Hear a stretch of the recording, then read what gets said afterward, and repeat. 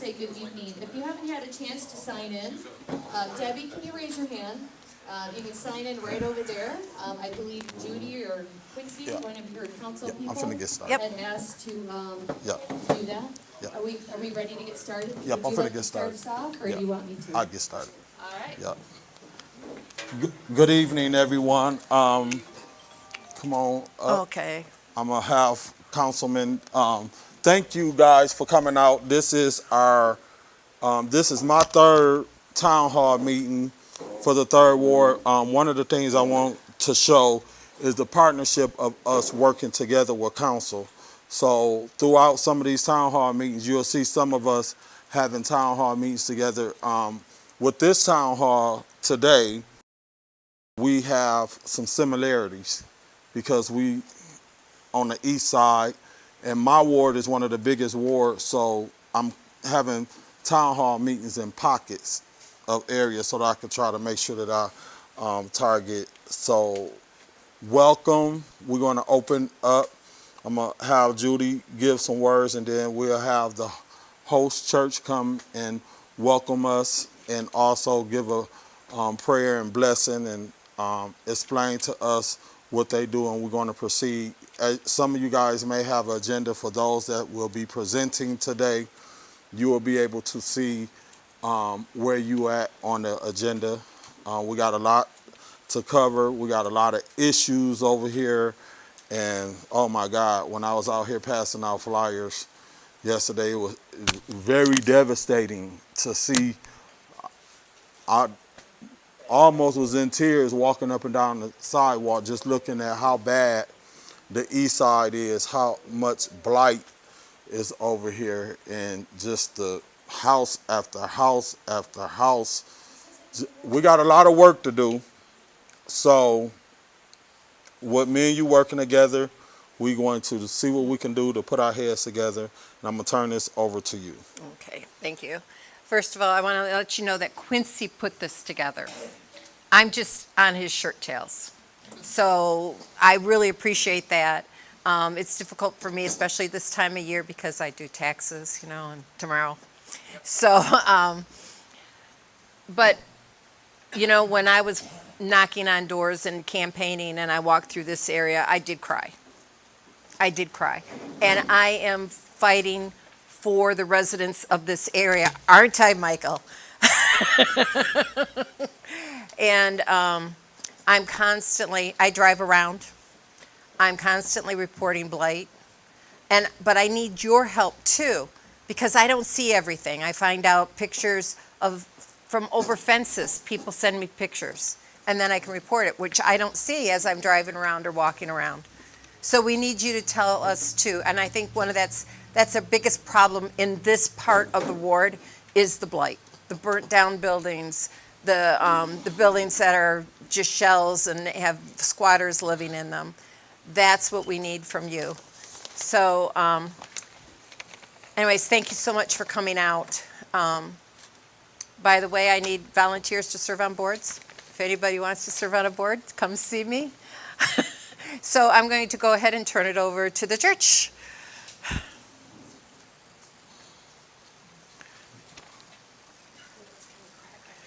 Oh, okay. All right. Good evening again. Let's bow our heads and say a quick prayer, and then we'll get started. Dear Lord, what an awesome God you are to bring us all together here at Flint City Side, Franklin Avenue Mission, where we'd like to reach out, help where we can, do what we can do for the community and whatever their needs are. We pray that we have a productive meeting and we have open ears and we're all listening to what the needs are and how our council people and how the city can help them. In your name we pray. Amen. All right, I got to warn you, this microphone in the system's pretty old, so it has a tendency to crackle. So hopefully we'll be good to go. If not, we might need to use our louder voices inside. Again, I am Sherry Rusink. I'm the operations director here at Franklin Avenue Mission, and we're so glad to have each and every one of you here. We are open as a mission on Tuesdays and Thursdays, and mainly we do what we can to serve. So we provide a warm meal. Every Tuesday, Thursday, the doors open at 3. Meal starts at 4:45. You're all welcome to attend, to come, even to volunteer or eat. We just love seeing your faces here. And it works out with, we have a team of 7 different crews that fulfill the needs and make the food in our commercial kitchen right behind the serving line there. Other things that we do is a personals closet. So shampoo, conditioner, toilet paper, toothbrush, toothpaste, those type of items. We get all by donation, or if we have the funds from grants, we purchase them. And we do that once a month. We do it for the children. We do it for adults, whoever does come. I would say pretty much every Tuesday, Thursday, we provide 100 meals. And we usually serve about 75 right now. And then whatever's left over, we hand out. It's almost always a hot meal. We go to great states to maybe treat this like this is a restaurant and to be served where they're getting a nicely cooked meal. Again, clothing closet. So Eastside Mission, which is right down the road, handles a lot of the community's clothing needs. But we do have a small closet with a closet manager, and when people are in the diner, when we have things that are donated, she will then give them out to the community to the best of their needs. So we do take some donations, and also, again, with grants or private donations, we try to buy what we can.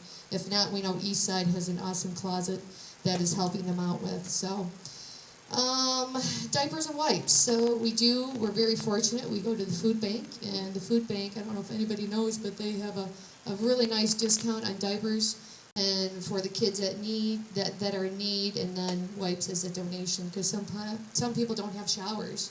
So we hand out wipes. If that be the case, they can clean themselves or whatever they need to do. We do partner with other people in Flint. I don't know if anybody's heard of Pets in Peril. Pets in Peril is an awesome organization that they will provide us dog food, cat food, that we try to distribute all their extras. So we have if you parked in the lower parking lot, there's a shed there, and we call it the pet food shed. So we try to make sure the community gets that when we have it. And again, that is based on donation, or unless the food bank has an awesome deal that we can purchase that for. Other things that we do, let's see, we have hosted a summer pet vaccination clinic for the Pets in Peril, and that's usually in the upper parking lot where probably most of you guys parked. And we had over 400 pets vaccinated this past summer, so that was awesome, trying to keep all the animals healthy and whatnot. And we do Christmas gift giveaway for the kids, occasional food bag away, giveaways, Fam Jam. There's Debbie is sitting at the table there. There's a brochure for Fam Jam. We partner with other churches, and they refurbish bicycles, and we have a bicycle giveaway every summer, and that is a huge hit. To see the kids light up and their faces light up with a bicycle is just is awesome. And of course, there's adult bikes too, so it services the whole community. Let's see what else. We do host on Thursday a church service at the end of the meal. Sometimes it's down here with Pastor Jones, or it will be up in the sanctuary. Pastor would be here directly, but he and his wife just had a baby a week ago, so this is why you're stuck with me. But baby is happy and healthy, and the wife is doing well. Debbie, is there anything I'm missing? Debbie is she's a retired social care worker, or social worker. I'm sorry, social worker. She's got 30 years, and she is a mainstay here, because when we have the diner open, Debbie is our gal to go to, because she tells them the variety of things, whether they need to pay utility bill, they need medical help. She is such vast knowledge on everything. What are some of the other things, Deb, that you help with? You can just I don't need a microphone. My voice carries real well, and it doesn't crackle. I'm retired from the Department of Health and Human Services of 33 years. So when I retired, the mission was opening, and it was roughly 7 years ago, so that's why she says I'm a mainstay. Everybody that comes to the mission knows me, and I see myself as a facilitator. You got a slumlord, I'm on it. I know how to tell you to handle it in court and what you need to do. You're having a problem with depression, I know where to refer them. You have an eviction order, I've gone to court with them. So just about anything, you need medical help and you're not getting it, let me see what I can do to help you, plug you into the resources. I see myself as a facilitator for any needs that any of our guests have, because of my experience. And I mean, I just love these people that come and the needs that they have. You know, it's priceless for me, and I would like to think for them. That's how they use me here. Yeah, and Debbie makes a big difference. And when they come to me, because I don't know if I mentioned, but part of that job is to run this diner. And they come to me, they could be upset crying, I don't know what I'm gonna do, or there's, a conflict with something. Debbie is the go-to, and I think everybody's used to me saying, you need to talk with Debbie, because I have a real estate background for 17 years. But also I've been part of different missions, and I've been part of this mission for 2 years. So speaking of that, she said, we've been around for 7 here at Franklin, but then we are now actually Flint Mission Network. So there's 4 entities to Flint Mission Network. One is Franklin Avenue Mission, which we just talked all about, so I won't give you more of those details. But then there's York Avenue Mission. And if you see the little flyer that is sitting on your table. Am I crackling? Okay, so I'm going to get a little closer. Yeah, maybe it'll help, or maybe it won't. No? Okay. Well, let's. So if you look at your flyer, let's turn this. Oh, that's probably. All right, whatever. Anyhow, you have York Avenue Mission. So they have a food pantry and a clothing pantry. And they are open every Thursday. And York is located on the north side of Flint, off of Saginaw. And there's also a worship service there that Pastor Jones, that's the director here, also does a worship service there. So between that, the food and the clothes, and of course the food comes from the food bank. We are associated with the food bank and getting our food from that. And then we also have a dinner every 3rd Wednesday of the month. So the community could come and get another warm meal, and that's always a good option as well for families to go to. And then Luke Clinic, which if anybody's interested after this meeting, we can give you a tour of this whole facility, and Luke Clinic, which is right outside the door. This is a very unique opportunity. So the first Luke Clinic, the original location is in Detroit. We are their 2nd location right here, just across the hall. And it is for pregnant moms with their children. Up to 12 years, they get up to 12 months, they get infant care. And that is if you have no health insurance. So we have an ultrasound machine, we have a lab back there, we have someone disperses medicines back there. It is ran by a doctor and nurses that are all qualified individuals, and that has been such a blessing.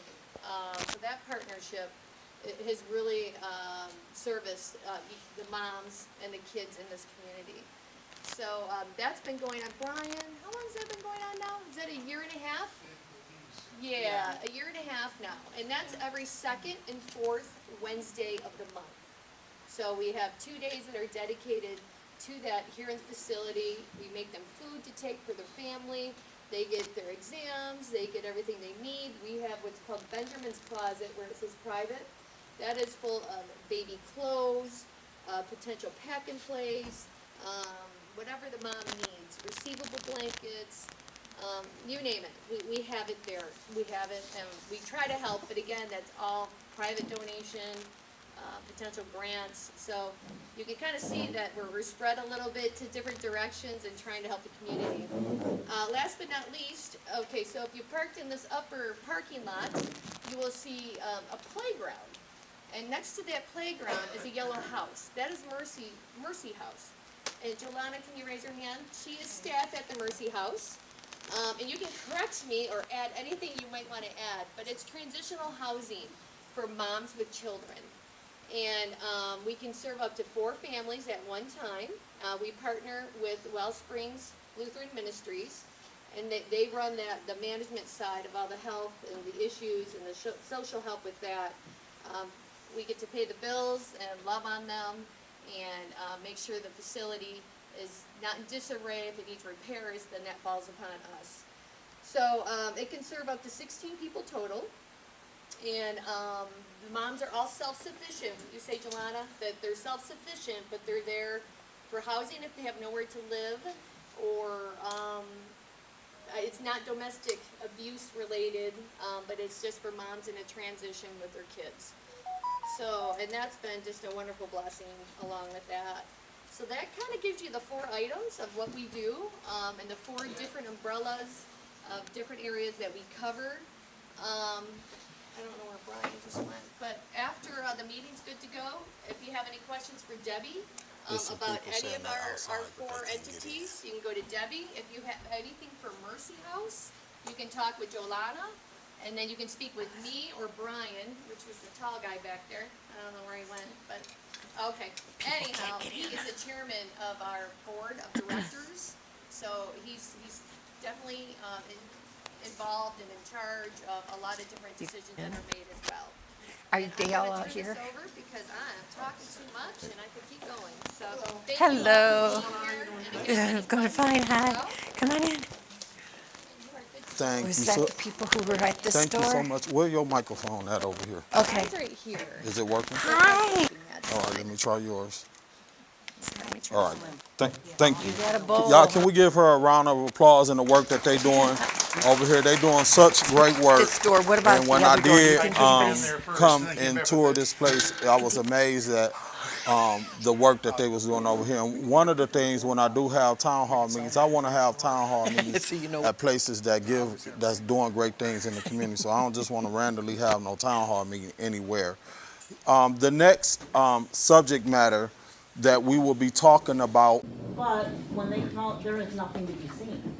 The neighbor's house hasn't blown, nothing is caved in. We don't know what they are, but it's kind of mysterious, and it's kind of freaky, we don't know. You know, so it's the fear of the unknown. You know, and a lot of things that go through people's mind is just what happened over here on Hogarth. You know, I mean, whether they're resembling, whether they're not, there's something going on. And it's not like it's just on a Monday at 2 o'clock or a Friday at 8 a.m. This happened random days, random times, sunny, winter, summer. It is so loud. I've heard people say it's right over their windows. People have thought trees have fallen in their house. People have thought cars have went through their house. And as a resident, I'm concerned because as the velocity of these sounds, there is no way, nobody can convince me that as many as we have had, that it's not damaging our foundations. And I'm sure some of you even in the 4th Ward have heard them because I run a Potter Long Way page as well. And those people also comment the loudness that they hear. I've heard people that's heard it over on Merritt Drive off Genesee. Wow. So it's not just within a mile. You know, people were saying it's the junkyards crushing the cars. If it's a junkyard, people over in Genesee, people out on Irish Road aren't gonna hear that. You know, people, the train debunking, you're not gonna hear that all over. But there's got to be an answer for that. We've got to find out what it is, because people are ready to sell their homes and go on. I thought I read in the paper that, not to put the chief on the spot, but the bomb squad was involved. I was told too that they have a secret area where they detonate bombs, but there was a day that we heard them. We called 911. They did send out it was a sheriff.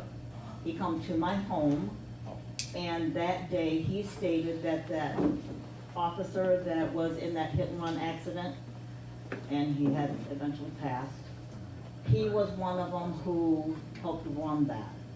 So the day that we heard that, they verified that it was not the bomb detonating area because of the fact that was the day of this gentleman's funeral. And you can't triangulate it. Not that I'm able to do. So, but I'm sure if any of you guys have ever heard it, I have a page. It's called Loud Booms. I heard it. If you are on that page, go ahead and remark on there when you see it, or when you hear it. You know, what it sounded like, the time of the day. Because I started that page just to try to get an idea if there's a pattern as to when they're happening. So, if any of you guys are hearing them, I'm hearing it. you know. It has shifted my house, and it has the trimming around, you know, your walls and stuff. Just loosen that up, and I know that's where it comes from. Cause like you said, you hear it every now and then, you say, what the hell? And some are louder than others. Yes. Some sound more faint, like it's maybe louder over towards Davidson Road. It sounds but like a louder bomb going over off. Pearson. Yes. Something, right. Well, I some have a days woman- it's multiple. Yeah, there was one day we heard 3 of them in one day, a couple hours apart. You know, there's a lady who lives over in the Potter area, and she was sitting at her kitchen table. And when that happened, you could see her vibration of her camera inside her home, because she was monitoring her mother, you know, she had to take care of her mother. And you could see the camera actually shake. So, I don't know what it is. I don't even wanna guess at what it is, because, like I said, if it's a junkyard, I've heard people say it's sonic booms. That they fly up above and then you get the sonic boom. Well, if that's the case, I think whatever it is, if it's a sonic boom, if it's a junkyard, they should have a certain time frame to where, like we do the, tornado sirens, when they put those out. We know it's the first Saturday of the month at 1 o'clock. So if there's something going on and it is a sonic boom, have it be every Friday at noon, so people aren't alarmed when they hear it. You know what I mean? I So. don't think they should have it, they should go in the country because it's too close affecting to the people's homes. Yes, yes, It don't need to be in the city. I agree, I agree. Sonic boom's not gonna move your foundation, it'll move the windows, but if you've been up in Camp Grayling area, you know the difference. So I'm gonna turn this over to Quincy, but like I said, I do have a Loud Booms page, if any of you wanna join it, if any of you are hearing that, you're more than welcome to join it.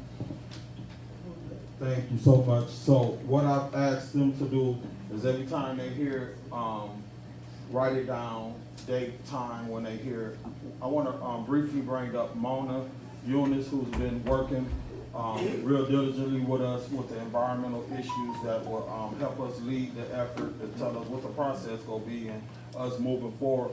Also, because we got so much moving parts going on in the third ward, we was just up in court, Thursday, all day. I was kind of asleep, but I stayed. Came off your job. Yeah. So we had an update. As you guys know, we've been dealing with this Ajax plant appeal situation. So can you briefly update us on the Ajax plant situation and also talk to us about the Title VI, because we also met with EPA briefly about this boom noise, and tell us what the process we're gonna do for us to be able to move forward. Thank you. Good evening, everybody. So I'm with an organization called the Environmental Transformation Movement of Flint. We're an environmental justice org here in Flint. And we've been working with a lot of other partners to stop the Ajax plant from, well, we wanted to stop them from building, but we're trying to still stop them from operating off of Carpenter Road. That will bring a lot of pollution into the neighborhoods, especially right there.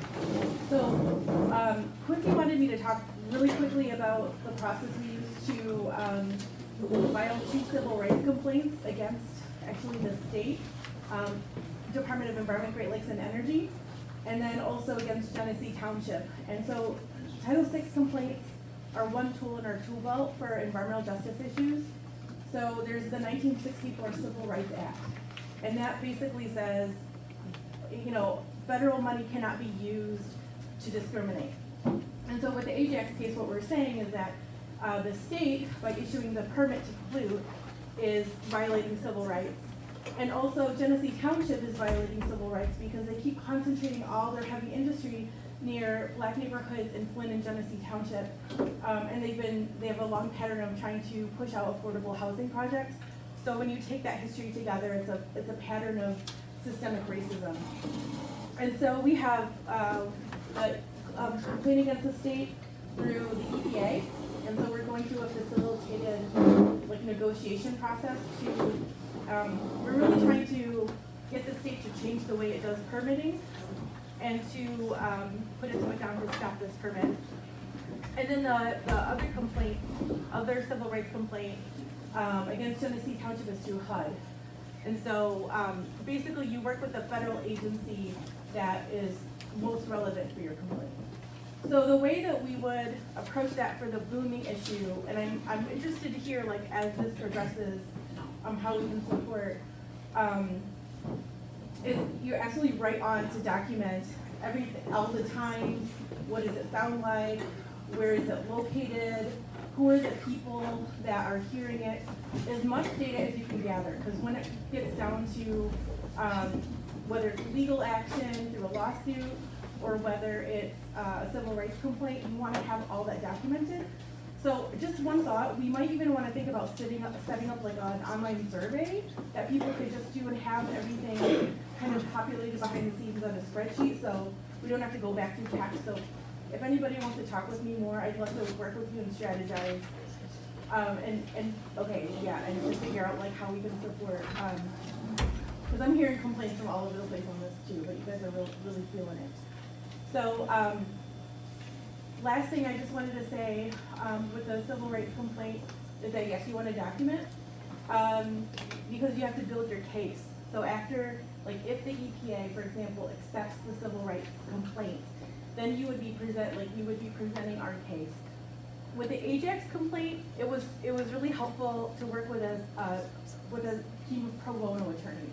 So thankfully we don't have to pay, which really helps because having that kind of legal muscle behind what we're doing has been really important.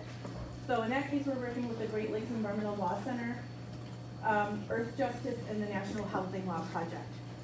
I've also made them all aware of this booming issue, and every time I've had a chance to talk to folks in the state or the EPA, I've mentioned it too. Like this is, we're trying to figure out where it is and what's happening, but we're hearing increased complaints about this. So it's on the radar at least. Okay, so then the last thing I just want to say for the Ajax lawsuit is that Judge Newblatt is hearing all of the cases. So this is it's kind of an unusual lawsuit in that I'm with a number of 5 community organizations that are suing the state to try to stop the permit. The city of Flint also took the lead and is suing the state to stop the Ajax permit. And then Ajax is suing the state to try to relax the protections that we all fought so hard for in the permit. So a permit basically says how you can pollute, what you can pollute, how much you can pollute, and what safety measures you have to put in place. And it's very specific to the kind of activity that you're trying to protect against. So we had, I think, about 7 hours in court where Judge Newblatt heard all the sides. What I can say is I thought he asked really good questions. He seemed sympathetic to the community. And typically in these cases, a lawsuit would stop a permit on the grounds of the technicalities or the science of the permit. So again, it's a different tool. If you do a civil rights complaint, that's on the basis of discrimination, but a lawsuit, that's on the science of does a permit discriminate, or does a permit, for example, violate the National Clean Air Act, for example. So right now we're in the wait and see mode.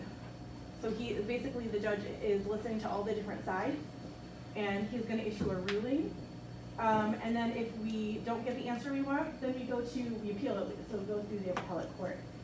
So I don't know when we're going to have an answer. I hope soon, but I also hope he takes time to really deliberate and be thoughtful, and really to know that I hope Judge Newblatt hears this and knows that he is playing a really key role, because the Ajax case is one of the environmental justice issues of our time that I think we're going to be hearing about for decades and for generations, just like the Genesee Power Station incinerator, which was a huge fight in the 90s in the very same industrial park. And NAACP and Mrs. Geloni and CBOP and I think Sierra Club and others fought that. And on the last day of Obama's administration, the EPA ruled that there was a discriminatory process that led to the permit, but they didn't actually stop the plant. So we're pushing for a strong and clear response this time. So it's not just to say, well, this was problematic, but, you know, you're gonna have to live with it anyway. That's not acceptable.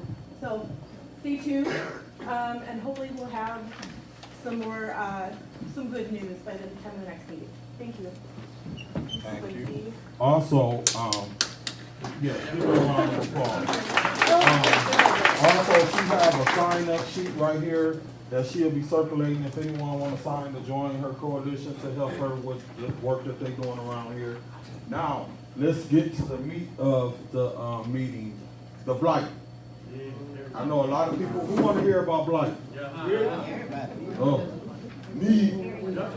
Listen, so without no further ado, I want to bring up the Genesee County Land Bank to talk about the process. As you guys know, we got a lot of funding to tear down houses, and people wondering when are we going to tear the houses down. I was over my Quentin mother house the other day. Was it Delaware Street, I think?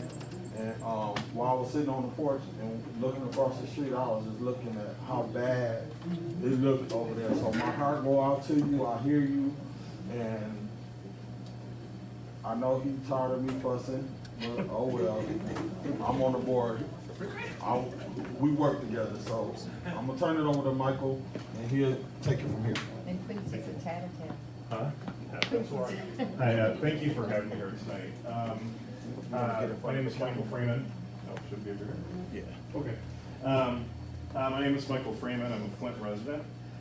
First Flint resident to run the Genesee County Land Bank. So I think I bring a pretty good perspective, a community perspective to this job. You know, I started about almost 3 years ago. And when I started, it was during the pandemic. And everything was, you know, communication was shut down. I mean, basically, we could only use like Zoom calls. Not everybody uses Zoom calls. Long ago, like Dan Kildee would go ward to ward, and every month he would be in a different ward having a presentation. And I believe very much that this is something that needs to start up again.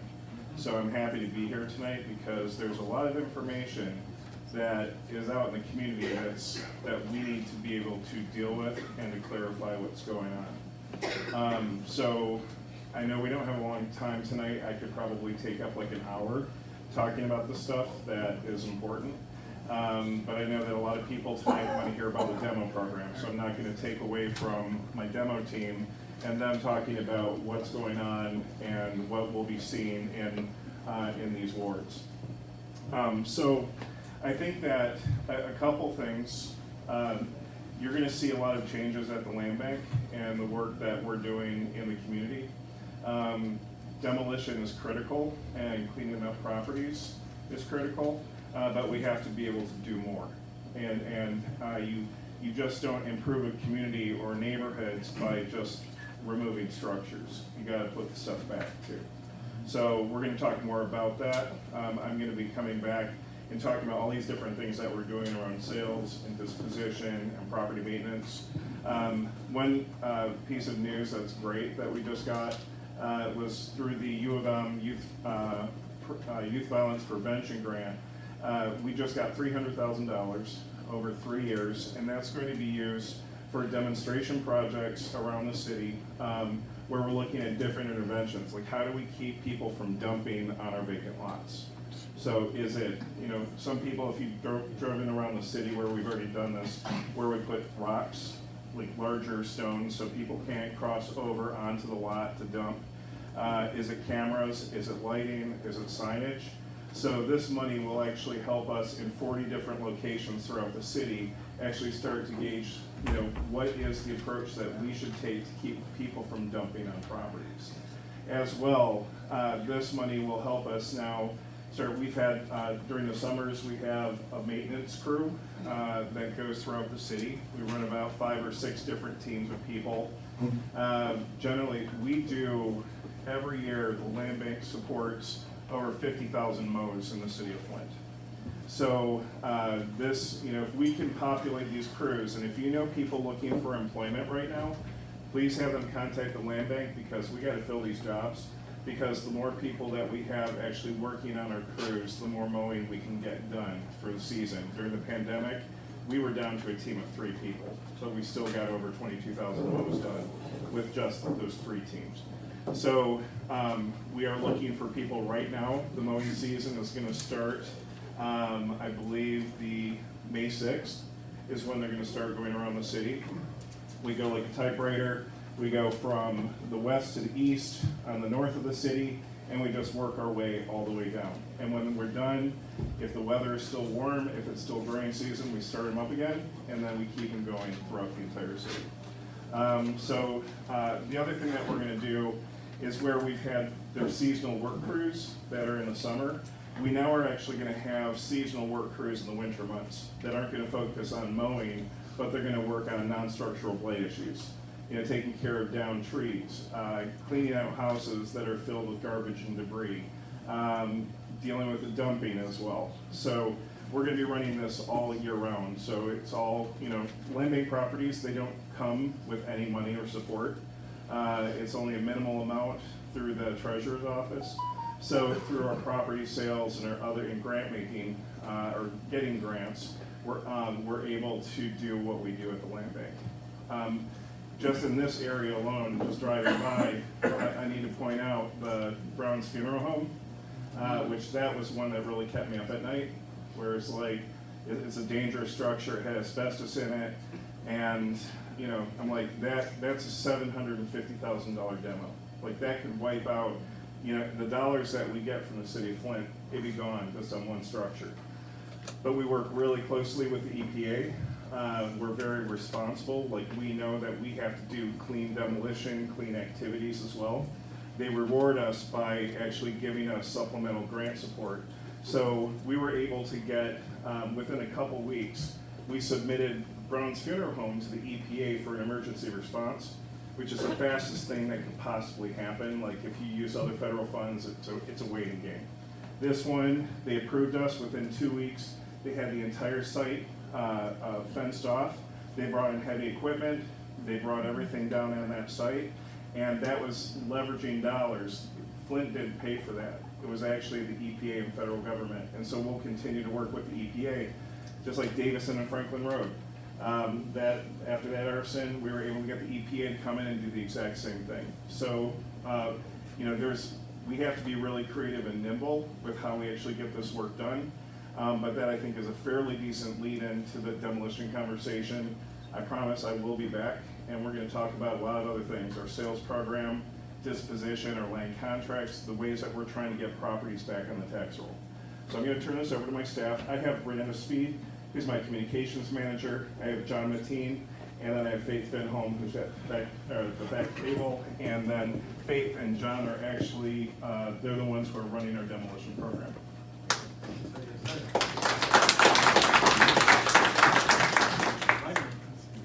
Good evening, everyone. My name is John Mateen. I'm the demolition program manager at the land bank, and I'm happy to be here with you all tonight.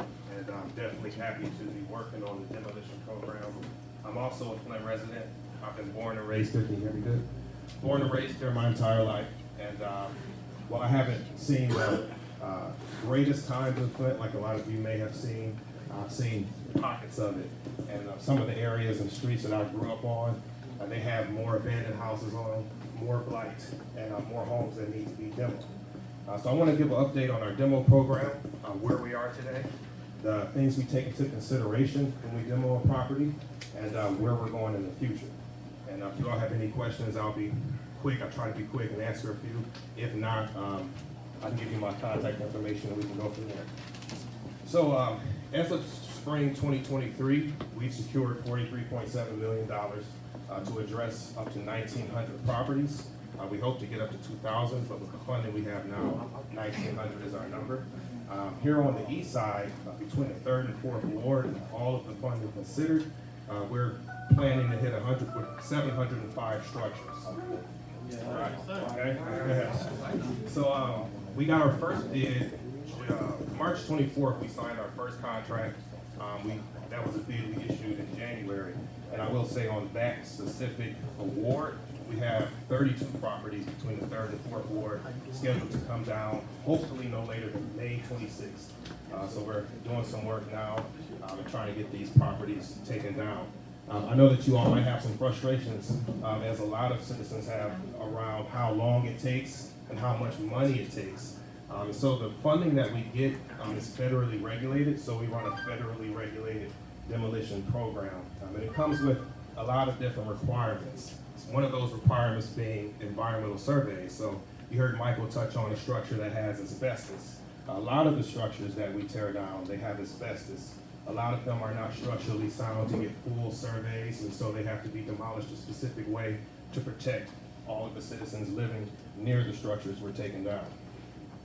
Beyond environmental surveys, we also have to make sure that the contractors we award bids to have the proper licensing. They have the staff that can identify asbestos.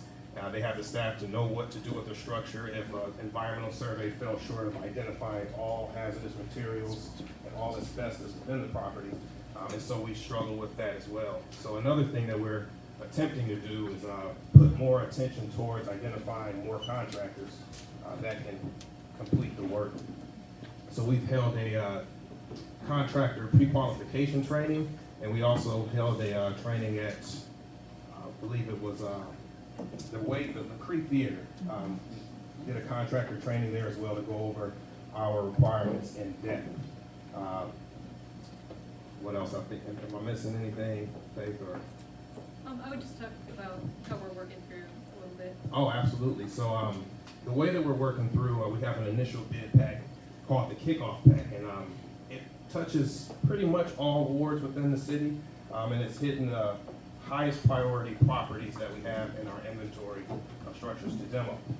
Once this pack is over with, we're going to work in a clockwise fashion, starting northwest, the northwest corner of Flint, and it's following a census tracts in the city of Flint, and we have that map published on our website as well. Going to have that. We're going to get to it. Yeah. That way you can get a good idea of the number of properties in each ward that are going to come down, and that sort of thing. How many in the third ward? So in the third ward, I don't have a specific number. I know it's between the third and the fourth, but I can make sure I get you the number specific. Oh, no. Michael, You demand to no, know. Michael told me 24 in the fourth ward. Right, Michael? 24. 24 in the fourth ward. You got more than that. just- We got way more than that, way more. Yeah, Yeah, just in the first just bid. in the first bid. Just in the That first will be bid. down in May. Oh, yeah. Yeah, so we're doing everything we can to stay on track there. And that addresses the funded demos. I know that a big interest for people that are unfunded demolitions. We're continuing to look for funding. We're continuing to prioritize properties and identify properties. So as you see things in the community that you want to address, you find out that it's owned by the land bank, give us a call, complain as much as you can, because that's how we take into consideration what to address next. You know, once we start getting beyond the framework that we're working on now, you know, we want to make sure that we're addressing things that are causing harm to families, to children, just cleaning up the streets. What tools can we use to see what's funded? So you can use the Flint property portal. You can get right on there, type in an address, scroll down, and it'll find information on whether or not a demo is funded. If it is funded, you can call the demolition program at the land bank, and we can let you know when it's expected to be demoed. Now, that's just a rough estimate. You call and ask us, hey, when is this coming down? I might tell you something like June, because I want to make you happy on the phone. But because of everything that we have going on in terms of making sure we're doing things right, following the regulations, sometimes these timelines can be pushed out a little bit further. So, yeah, got a question? I actually got a notice on my door about Great. a demo in a few weeks. Okay. Is that few weeks, May 26th, the May area? Absolutely. If you got that on your door, then it's in the May 26th area that we should have that structure down. What do you do about a house that been abandoned for years and is properly owned, but Privately owned. it's the demolition itself because it's caving in? Caving in. Yeah, it's a privately owned. What process do you go through to have the owners have it demolished because it's caving in? Absolutely. The porch done caved in, the rodents done got in the basement where it looked like it's about to sink in. So what process do you go through with somebody that owns a house that needs to be demolished? So there's nothing that can be done through the land bank right now with privately owned structures. The best thing to do is talk to your council people, bring it up to the city of Flint. I have Michael coming up. He might have some more information to share with you. Yeah, so, you know, one of the things that, in this whole process, you know, we went out, we did 3,000 inspections. Like, we had to get updated information on what was happening in the community, just to make sure that when we were going after the houses, we had them prioritized right, we're doing it right. You know, initially, our count was like 200 properties in the city of Flint that needed to come down, that were in the Flint property portal. Well, you go out and do inspections, there's been arson, there's been all manner of things that's taken place. So we now know that we have more properties. You know, I can no longer say this is gonna take care of all of the legacy properties in the city of Flint like I hoped we were going to. So we need to go out and get more money. I need to go out and fundraise additional dollars for this program. Now, the state of Michigan has, you know, in the last round of blight money, we got shut out. At the last minute, elected officials went in and put in all their earmarks. There was $75 million available, and then everybody took their piece of the pie. And Detroit got a $20 million earmark. Ionia, Michigan got a $10 million earmark. And then we were only eligible, to apply for $200,000. Where 90% of the blighted properties owned by land banks in the state of Michigan, 90% are in Flint and Detroit. And we got shut out, okay? So this is where we need to start getting loud with our state elected officials, and where all of you today can help, that you getting the support from the state of Michigan. You know, we got ARPA money from the city of Flint, we got ARPA money from the county, we got Mott Foundation dollars. This is one of the best leveraged pools of money that's ever been put together for our community, and where's the state? We got $200,000 committed right now. The next round of blight money is much better for us.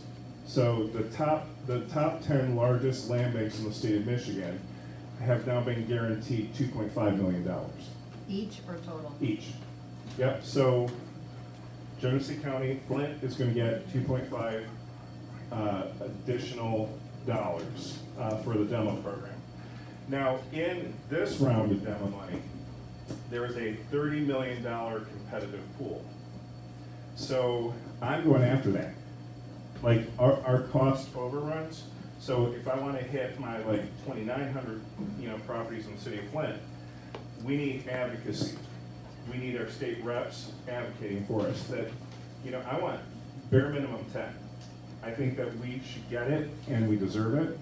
And I'm gonna go after that. There's no guarantee we're gonna get it, but all of you in this room, it's like Flint cannot be ignored. Detroit is well taken care of because, a lot of elected officials say, well, on the urban agenda, we gave money to Detroit. We're good, we're covered.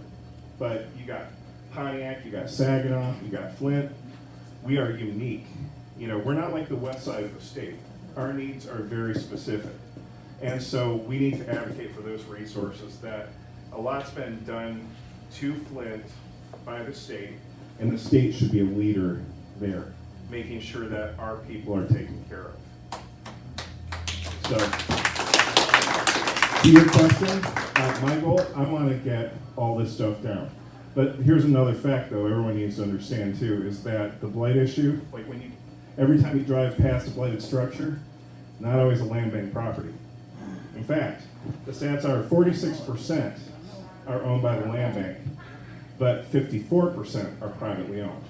You got family trusts in Modesto, California that are still paying the tax bill, but they're letting that house fall in. Right. We need, I'm gonna take care of the public side of the blight issue with what I have available to me. We need accountability for all those people who are making our neighborhoods look bad. So this is another thing. So when you drive by, actually, we say we got 13,500 properties in the city of Flint. 10,000 of those are vacant lots. We only got about 3,400 properties with parcels on them. And if I'm taking down 3,000 of those, the land bank will only have about 1,400 properties. which we will then sell and we'll move back into productive use. And our side lot program will get rid of these properties as well. Sir, you Are you still using the side lot acquisition process? And when you tear a house down next to a property, you give the owner next door a chance to buy that? Absolutely. We do not want to sit on these properties. And like under the hardest hit program, Michigan made it a requirement. They made the disposition very challenging. And they're like, if the individual purchasing doesn't fit all these criteria, then you have to pay back the entire amount that you spent on the demolition. With the ARPA money, that is not the case. So with ARPA, if we demo it and you have a homeowner next to it, we'll sell the first purchase that you do at the land. It's a $25 acquisition on that property. So we want them out of our hands so that they're being cared for by people who care. I have a question. I live just a quarter mile away from here, and I drive past this house often to go to work, and I noticed it was vacated recently, right? And this was a year ago, though. And I went to the neighbor trying to find out who owns this, because I would buy it from them. I looked it up first. Were they squatting or did they own it? I could not identify the individual. The neighbors were renters, so they didn't know the neighbor. And since that time, it has been stripped, the front door is off, the garage is off, now it's just blight. Is it a land bank property? No, what I'm saying is it was owned by someone. Oh, got it. And if there could be a way where individuals that are just going to get up and leave a property, that they could get a small, because I'm sure they would have sold it for $200 to me, just because they owe probably like $3,000 on a water bill and back taxes and all that. Well, I would have still bought it for that, knowing that I would have more blight in my community and my daughters can grow up in a neighborhood that doesn't look like it does. You're right. We need to get ahead of the issue. We need to be able to get before properties end at the land bank. Because I told someone the other day, they're just like, "What's the future of the land bank?" I'm like, working our way out of business, right? That we shouldn't need to have a land bank. So everything that we do should be trying to get properties back on the tax rolls, get them back into productive use. We actually just had this guy come in, a researcher, who looked at foreclosures in the city of Flint. What he found was less than 0.5% of land bank properties that we sell end up back in foreclosure. The ones that went through the normal auction process, 57%. We have ways, when we do a disposition of property, we make sure that whoever's taking on that property is responsible and it will be productive for that neighborhood. So the stats are they're informing us that what we're doing is starting to work. And ideally, like what I thought during the pandemic, 1 year the treasurer decided not to do foreclosures. The next year she decided only to foreclose on non-principal residents. And then I thought, oh man, the third year, I'm like, this is when we're gonna get slammed. It was really because, and they did full foreclosure, but actually we did not see an increase in what came to us. So that to me is good, because that actually kind of means that the foreclosure issue, like we might have hit that peak, and then we'll see fewer and fewer foreclosures going through. On that note, and maybe we speak on this more later, but when I came here in 2016, and shortly after being here, I ended up purchasing 3 homes, 2 of them which were land bank, and 20 lots. And I did so without having much money. Now, if I want to go to the land bank and get another home, now I need to show that I have a lot of money, and I don't. So now I can't save properties. I can't do my part as a resident. Is that featured home, or is it? Well, right now it's more difficult because often the properties I'm buying are not on the featured loan, and I'm no longer even able to put a bid on them. All the ones that I bought before were not featured, but I put out a bid and I successfully got it. Now it's very much more restricted for myself. I work for a small nonprofit. I don't make a lot of money. I just barely get by, but I'm trying to better this community. Now I need to show that I have enough money for a roof, enough to fix a basement, enough to do that. Whereas in the past I was able to pick it up on the cheap and slowly but surely fix those homes. And now they're better. So I feel like poor people, including myself, are not able to participate in preventing blight. So what we're doing, we're changing our programs as well. And we're, like, I'll give you this really great example. I don't know if anyone's ever seen Bob the Builder on YouTube. He's the guy who's doing the Adventure rehab. Bob the Rebuilder. Huh? Adventure Bob the Rebuilder. Yeah, the rebuilder, yeah. And this guy, like, he actually got a property that the land bank had no ability to do anything with. They were gonna rehab it with NSP money, they decided not to do it. And this guy came forward and said, it was not the policy at the time, but he's like, I'll pick away at it, and I'll keep on it. And they decided to work with him. And at first he just got the roof stabilized, which everybody knows, the second that your roof melts, the house is done. So he started doing that. He's been picking away at it, and he's been filming it on YouTube. And it's like, I would rather have people who are tenacious and that they wanna, if you have to pick at it, as long as there's progress being shown. Our issue is what happens when the progress stops. Because there have been properties we sold in the past that people came in and said, they were gonna do the same thing, and then nothing happened. And now everyone in the neighborhood's mad at the land bank because we sold to somebody who's letting this property turn feral. So this is tricky because we have to be consistent with our policies. We have to treat everybody the same. You can't pick and choose. But how do you do something that has flexibility to allow people to do creative things like you just said? So I hear you, and I support what you're saying, and we're gonna continue to work through that. Yeah, you talk more about tearing up structures down. How about the place that's already burnt right to the ground? Down in the basement. And people come by, throw all their garbage in there. On It's a my big corner alone, I got 6 houses. Yep. Burnt right to the ground, there's nothing there. And the problem is everyone thinks that it's an easy solution. Like they think it's like, well, now it's just a foundation, it's gonna be a cheap demo. It's not. Because now you have to treat every bit of what comes out of that hole as being covered with asbestos. Now you have to treat that differently, and so it's not cheaper, but those are our emergency demos as well. Like those are the ones that have a higher score, or rather, who have more consideration within the scoring of where we take down and what we take down. So we gotta get those holes taken care of. I agree, they're a problem. They're things that, it's a magnet for dumping. Makes a whole neighborhood. Just drive down Franklin here. I know. See these houses. I can take you down every street I got around here. 3,000 properties in the entire city. You see what's in your front yard, I see what's in our entire community as People well. will not invest, people will not buy these houses and fix them up for what the, Yeah. Can't sell them. I agree, but like I said, we're doing something about it with our demo program. Like now, you're gonna see demo at a scale that you have not seen in the I'd like to past. see a fourth ward get treated just like everybody else does, as far as this leak. You're getting, guess who's getting all the EPA grant funds? I've been Fourth around, ward. I've seen all these Hey, houses being built Leith and Iowa. Let me talk. I know, I hear Over you. off Saginaw Street Yeah. over there, Wood Street. If people just go over there and see all them new condos being built, all them houses, who's paying for all that? That's Choice Neighborhoods, and that's City of Flint, and I have nothing to do with that. So, I know that there's a lot of questions. Thank you. I'll be back. I'm gonna take a couple of more questions, because we still got some more people on the program, so I wanna keep the, meeting moving. We can talk about blight all day. Mona, you got a question back there? I just want to add one piece of information. I worked at the city previously, and I actually worked on the issue of what do you do when it's a private house that is unsalvageable and needs to come down and the property owner just isn't doing anything about it? Building department. Yes, and so what we have to do is not only tell our council people, we have to submit complaints to the Building Safety and Inspection Department. And there's a Building Code Board of Appeals, and part of their responsibility is to review those cases.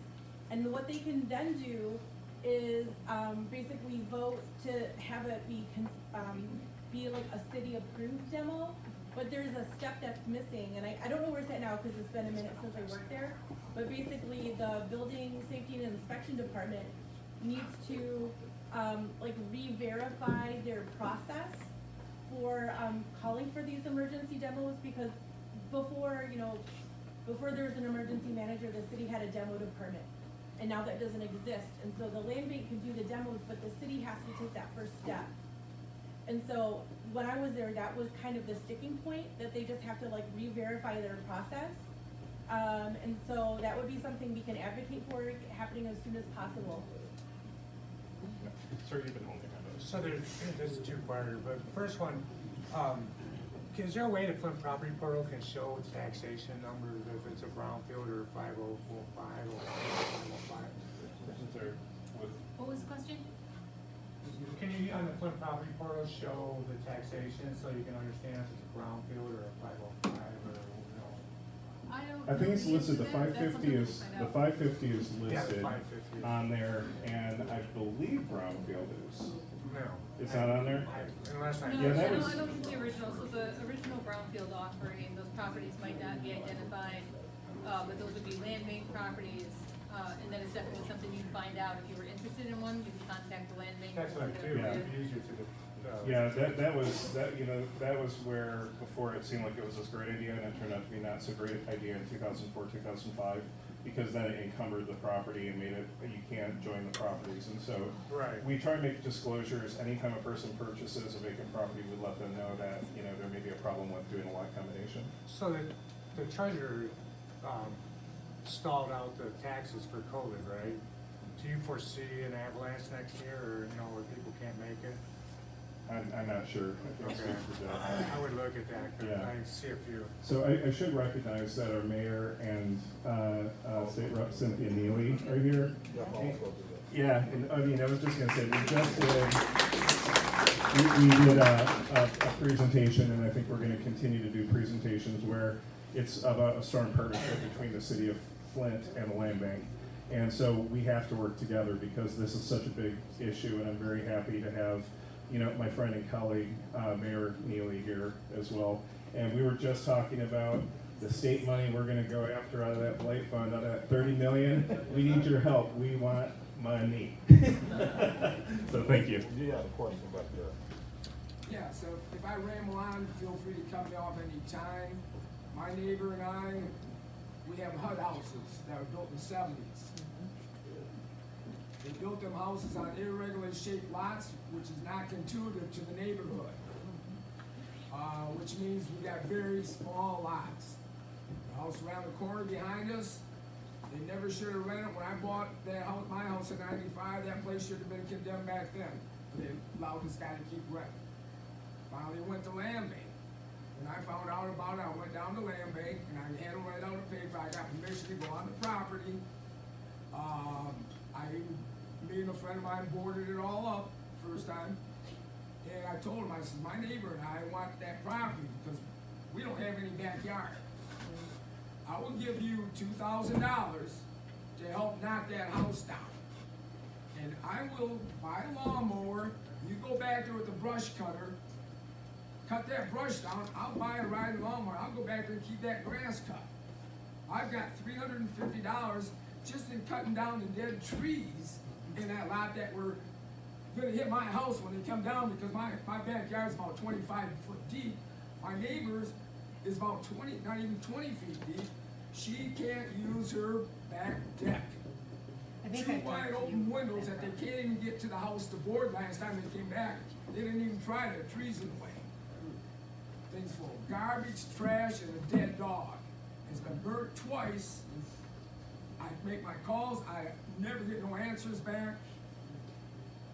So who are you talking I can't to? even get anybody to come over and look at the house when I'm there to talk to them. We'll send people out immediately. You give me the address before we leave today, and I will have somebody out there this week. I got the address and I got. All right, I'll do it. I'll give you my business card and then we'll have somebody out. Yep. Thank you so much. I wanna, before I bring up the chief of police, cause we got some great things going on in the third ward. Every time we have a town hall meeting, I wanna make announcements of what we are doing to try to clean up the neighborhood. So I wanna bring up Pastor Robertson at Good Church. This is their second year, I believe, of doing cleanup. They got a big cleanup coming up where they had hundreds of people out cleaning up. So I just want him to share with you guys before the chief of police come up. We also gonna have the mayor give a couple of words after the chief, per the chief of police request to have some words. But without further ado, I would like Pastor Robertson of Good Church to come and talk about what they got coming up within the next month. All right, good evening. Leo Robinson, I promise I won't take much of your time. Last year, we had, and I hear a lot of the complaints that was going on about your neighborhoods. we are trying our best to be proactive of bringing the community together. Last year we had 400 individuals attack our community when it comes to the dumping and the blight that's going on in our north side of the 3rd Ward, northeast side. And so, but what was impactful about that 400 people we thought was going to go through about 1 mile radius was only able to hit a block and a half because of so much overgrown grass and trees knocked down and all of that. So we decided to make this not just a yearly thing, but a almost a just a seasonal thing that we're going to do often. But this year we're doing it May 21st, and we're partnering with the city, not just our community. And we have individuals coming from the east side, from the west side, because we want, it's not just, obviously it's not just a 3rd Ward issue, it's a 4th Ward issue, it's a south side issue. So we're trying to create this model where people start to love that's one thing that we learned. When we started to love on our neighbors, they started to take more, like this proactive idea that when we started to clean up our environment, we saw individuals stop the dumping in our community. And so when they saw us like pouring into it, the people wouldn't dump, they dumped less into the 3rd Ward on the northeast by our church. And so it's more being proactive. And if that's a community type of environment, maybe that would happen if that happens here in the 4th Ward as well, where the community starts to clean up together, we start to care together, and less dumping happens when people start to see us connect and unite together. It's not just this religious but biblical where you see it happen in the Bible, but it's about community and the community gathering together when people see us caring together. So that's it. We're doing that on May 21st, but we're starting to see it spread throughout the wards together. So with that being said, we're asking people with different skill levels to come on our ward so that when they gather together in the 3rd Ward, we'll be able to make this movement over into the 4th Ward. So I'm here just to pass out flyers. We had 400, like I said, last year, and we're expecting more this year. But again, we're expecting to do it again this year, and we want to do it in the 4th Ward as well, too. And we'll be connecting inside of this ward with the councilman here as well. So thank you and God bless.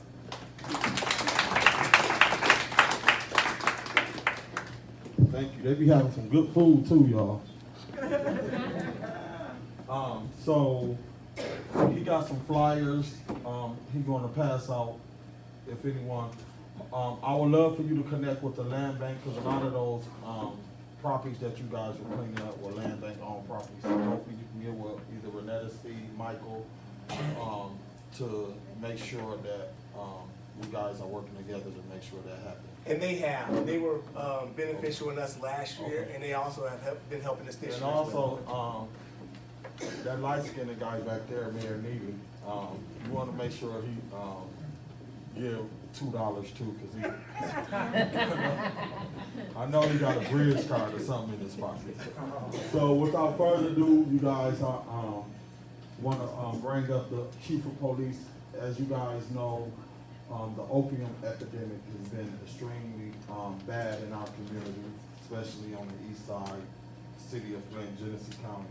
One of my neighbors died from an opium overdose, so I ended up taking his dog in for, even prior when he was on it, and he wasn't taking care of his dog, so I ended up taking care of his dog, and then the dog ended up moving in with me, moving in my yard all the time. But it was well worth it. So I've seen what this has done to the community, and it has no color. It's affecting everyone. So I'm going to bring up the chief of police to talk about what is going on, and then I'll bring up from the health coalition. And Councilman Murphy. So real quick, I'm going to provide you with some statistics for the city of Flint, just for the city of Flint. The reason why is because the police department, our response is data-driven and evidence-based. So I'm gonna give you a real quick snapshot of our response to this opioid epidemic, in light of what we're gonna use the funding for. And I'll let the mayor speak on the lawsuit settlement, the opioid lawsuit settlement, federal lawsuit that we received funds for. So, and these are statistics gathered from the year 2022. So in 2022, I'm gonna give you the statistics based on non-fatal overdoses and fatal overdose deaths. In 2022, we experienced 674 non-fatal overdoses. That's 674. The police department doesn't respond to all those, but it still reflects on our workload, and some of these incidents we have to respond to. So if you do the math, 674 non-fatal overdoses through an entire year, you're averaging almost 3 a week. And those are the ones that were reported, 674. We had 77 fatal overdose deaths, 77. 77 individuals lost their lives on overdose deaths. Now those have to be investigated by the police department, which is time consuming.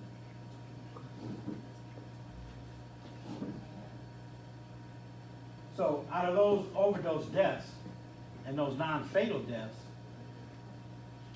roughly around 17%, the non-fatal, the victim was administered Narcan. That's what saved their life, 17%. Only 4% of EMS and police department personnel administered Narcan in those incidents. That means we get on scene after the fact. So if these overdoses are not witnessed, and that 17% hadn't been administered Narcan and was non-witness, you can see that number for the year 2022 increased from 77. You could probably add another 20% on that. So that's tragic for a community. It's a lot of work, but it's work that can be, it's something, these are situations that can be avoided.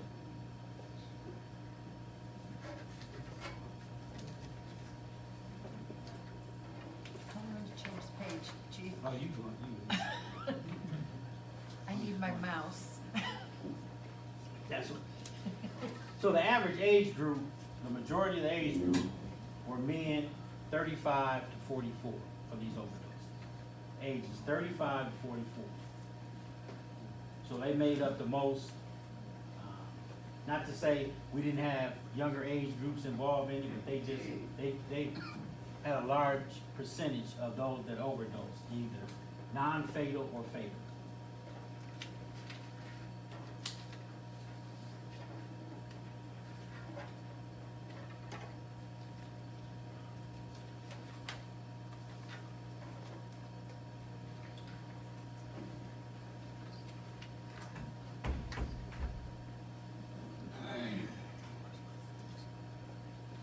So the drug types of these overdoses are, the number one drug is heroin.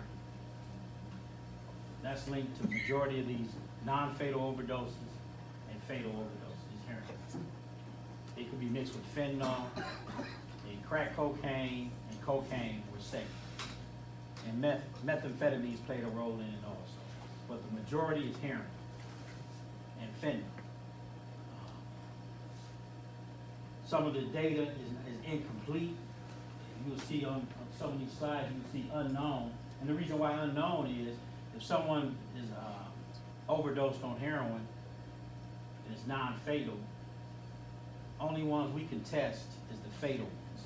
And it requires an autopsy and a toxicology. And that takes quite some time to get that. We're just starting to receive that data back from some of those autopsies from the year 2022. It takes about, it can take 3 to 4 months to get that toxicology result back.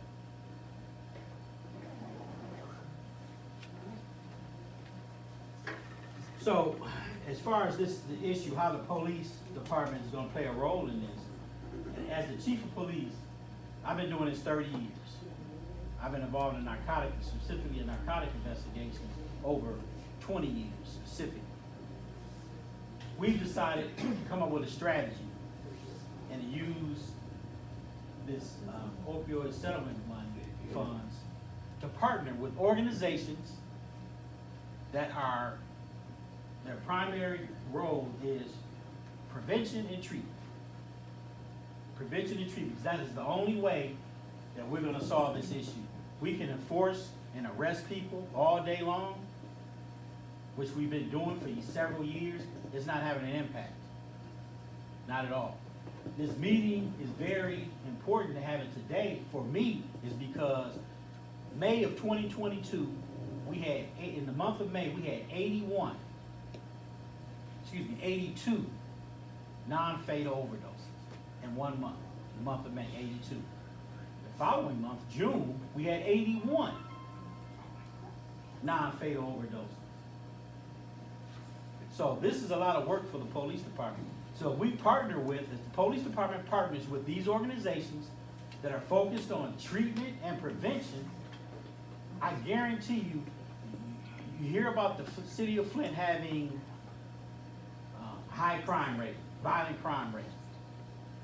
By us partnering with these organizations that are preventing and treating drug use, I guarantee you, you will see a reduction in our crime rate. You will see a reduction in our crime rate.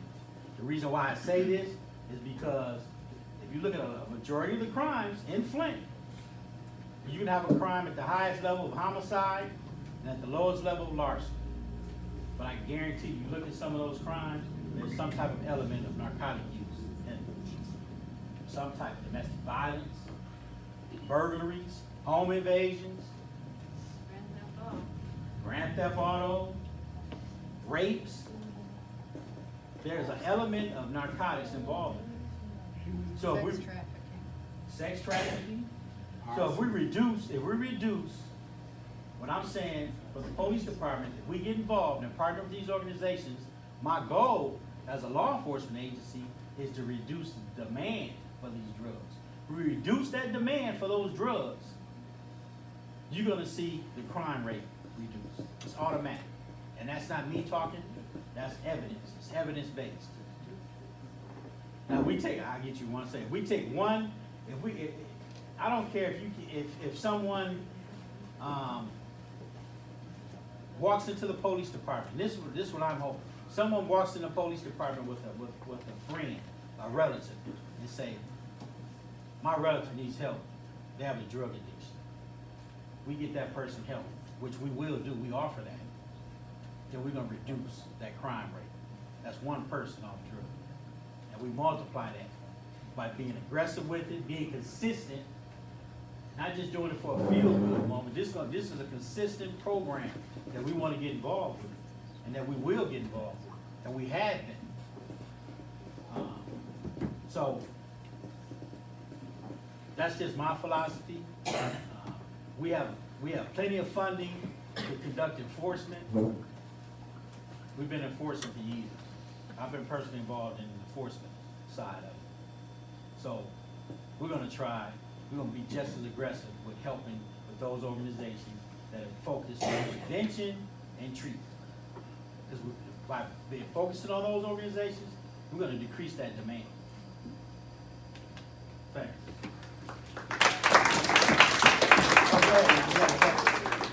So on the months like where you had 82 non-fatal drug overdoses, did you track if there were like specific houses that had repeat calls to where there was, once a week, every 2 weeks, there was, fire trucks there, county officers there, the whole street is filled with our services being paid at this house? Yes, we have. By coincidence, there's a house in the third ward, in the Rollingwood area. We have 5 separate individuals that overdosed in that one house. 5. So we have that data. We know. If a neighborhood, if we see, on a Friday evening, multiple cars pulling in and out of there, they're dealing that day. And then, later on that weekend, then, you know there's gonna be some calls, and then, and you're gonna have to have, multiple resources out there to try to save their lives. Right. But you know that every week that they're moving drugs through there, is there a way that you're tracking these specific drug houses that are having Yes, repeat incidents? Yes, we are. That's a great question. So I have officers assigned for the enforcement side. I have an officer assigned to the Flint Area Narcotics Group, FANG, and I have an officer assigned to the DEA, the Drug Enforcement Administration. So they're responsible for the enforcement side, as well as our special investigative unit. They do narcotic investigations. But we've been doing this for years. And we're not in the business of arresting people addicted to heroin or narcotics. We want to get them help. So, can I say, during my 15 years of narcotic investigation, have I ever arrested and charged a person a user that we caught with a user amount of narcotics? Absolutely not one. And I ran into several of them. I used them to find out their source of the narcotics. That's what you're talking about. So we use them to find out their source. But if they haven't committed what we refer to as a residual crime, we try to get them help.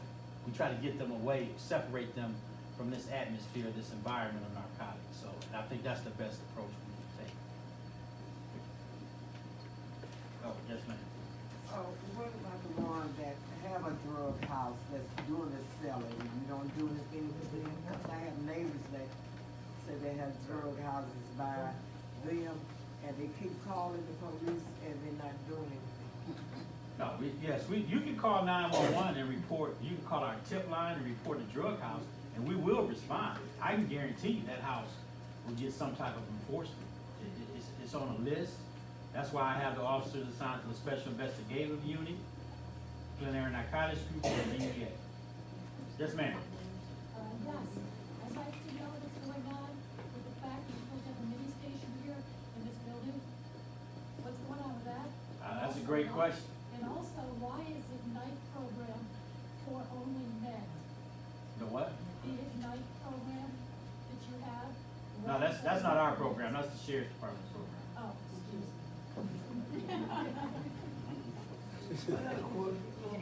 Whatever happened to the neighborhood watch that they used to have? What was that? What was that? The neighborhood watch they used to have. When they used to have that all the time, people watching going on. Well, a lot of with the neighborhood watch program, COVID-19 dissolved a lot of that activity. But I'm willing to have a discussion because those community type organizations, we need them activated because you're our eyes and ears in the neighborhood. So I'm open for a discussion to reactivate A them. lot of our crimes are going on now. Yeah. We had the neighborhood watch. We never had as much crime. I agree. Chief Green, can you address the mini station? So we've been in negotiations with the mini stations. It's a long, lengthy legal process as far as getting a lease. We're trying to get some that's operating up and running 100%. But that actually, we had that discussion with my command staff last week. So that's still, that will happen. 6 years ago. I was here 2 years. It wasn't me. All right, thank you. I want to give him a round of applause. Also, I just want you guys to know that this is some resources that I got from the city of Flint, the informational table. If you know anybody that needs some help with a hot water heater, there's a flyer here for the city of Flint resident-free hot water heater replacement through G-Card. They also, Habitat for Humanity has a critical home repair program. You can call Habitat for Humanity if you need some help with your home, with the critical home. And then Michigan Homeowner Assistance Fund, MyHAP program. They are helping people that's behind in their taxes if you guys need some help. So if y'all need to get a flyer, I do have some. What I was doing when I was passing out flyers in the neighborhood, I was also passing out these flyers. So there are some residents already in the neighborhood that receive these applications to try to get them assistance. I want to also thank the Rollwood neighborhood. I see you guys here, and Sam from the store, across from Clergy Lake for showing up today. Without further ado, I would like to bring up our mayor of the city of Flint to talk briefly about what's going on in the city of Flint. You know, we never know, he be so busy, whether he gonna be able to make our meeting. So when he here, we always wanna welcome him. So welcome Mayor Sherman.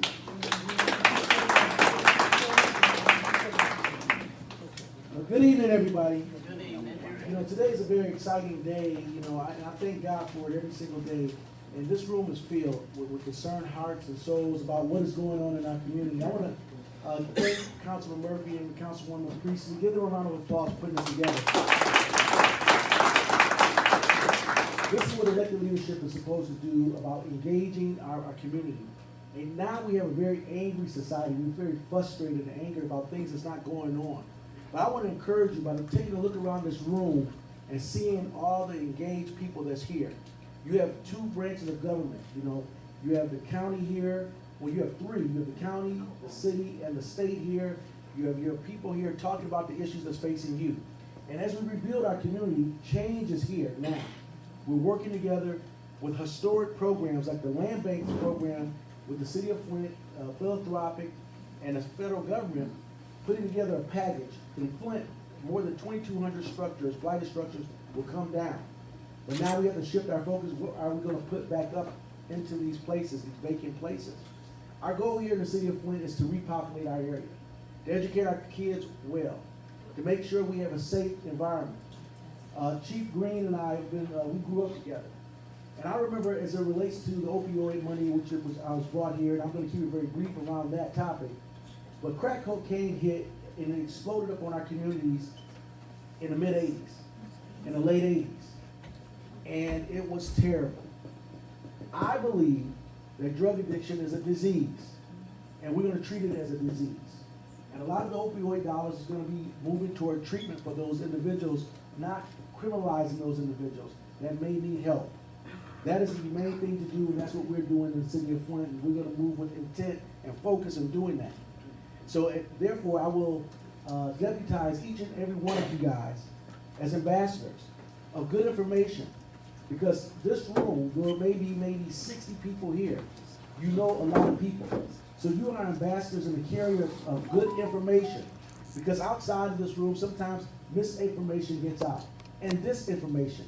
Because of the social media outlets, people are producing misinformation to help give lift to our frustration. And so when there's absence of good information, imaginations take place, disinformation happens, and we get frustrated. Structures started to come down just this past week. Federal announcements of $4 more million for commercial structures starting to come down. Crime is down inside the city of Flint. We still are under a gun violence emergency, but definitely it's down. Not to say that it's at a level that we want it to be, but we have to keep pushing back. And so everyone is an ambassador in this room of hope. Let's keep moving forward. You know, we talk about an angry American society. More than 648 mass shootings last year. More than 150 this year, outpacing last year. More than 288 school shootings. It's an angry society. But it's going to be those good individuals like us to push back. You know, Martin Luther King said once, it's not the words of our enemies that we will remember, but it's the silence of our allies that we will remember. So it's important for all of us to engage where we are. Chief Green is here. He's a product of this community, born and raised. I'm here. Quincy Murphy, Judy Priestley, Cynthia Neal, we're here. Resources are being made available. So we're pouring resources in at the point of $45 million toward the demolition of vacant and blighted structures inside Genesee County. But there's 33 units of government inside of Genesee County. We are one. And really, we work together, but they are our competitors. Competitors for jobs, competitors for attracting new things. And we're fighting and we're winning right now. Old Buick City, the third largest brownfield site in the state of Michigan, just sold a $300 million deal, Ashley Capital. Congratulations, Quincy Murphy, that's your award. New jobs, 3,500 good paying, livable jobs coming here, right? The focus of our downtown area, the bricks, they haven't been replaced since 1936. They're coming up now and we're replacing them. We need a focal point. We need something to attract and make us a destination city. A state park coming. These are not words. This is happening right now. But we need help. We just can't do it. And sometimes when we're frustrated, we're angry, we have misdirected hostility. We need people playing on the team of right. And this is what we're doing. So, black, white, rich or poor, Republican or Democrat, we need everybody's help in this. And so with the opioid money, as Chief Green stated, we're providing Narcan kits.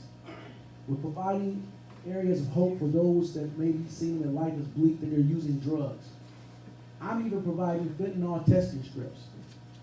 Yes, I'm providing fentanyl testing strips because this is a deadly drug, and if it's misused, it kills you. And I said it before, people, just use it, they want to get high and not die. It's much like the legal replacement program. We have to do these things that's very important. And we have to do so as one community and one society. And this is not a speech, but this is a mission of us all. These structures are coming down.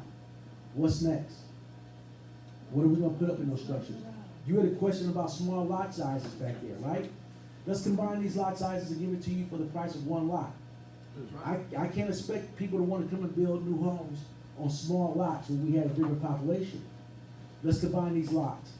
Let's give you an opportunity to build. Let's look at modular homes. Let's look at ways to be able to do so. I see you, I'm not forgot you. So Chief Green is on the battlefield. Police mini stations, let me tell you about that question and ask that question. We have 4 up and operational, rehab, remodel. But police officers don't sit in mini stations. We need volunteers. Who's willing to volunteer? Who's putting some skin in the game? 6 years ago, I volunteered. Okay, we gotta sign up for you right away. I'm gonna make sure I'm gonna get you a time card too, a volunteer time card. Right? But the fact of it is that when we put several mini stations, it's about crime watches, like we talked about. Who's volunteering? The silence of our allies? Is it through your effort? Okay. Yes. I forgot what I was gonna say now. I talked long enough, go ahead. I remember what I was gonna say, that lot behind me, I even offered down the land bank to do a community garden there. Cause I have all the equipment I need, it's got a small community garden. That was 7 years ago. I didn't get any shut of that house up. Yeah, but we're here now, and I think I heard Michael Freeman offer to you to take a look at that property today, and he gave you the number. So now we're moving forward, not looking back. Not looking back. I trust Michael Freeman. He's a friend of mine. At the age of 21, we were working together at Reach of the Runaway Shelter, so I know he has a heart for his community. My thought is for you, police chief.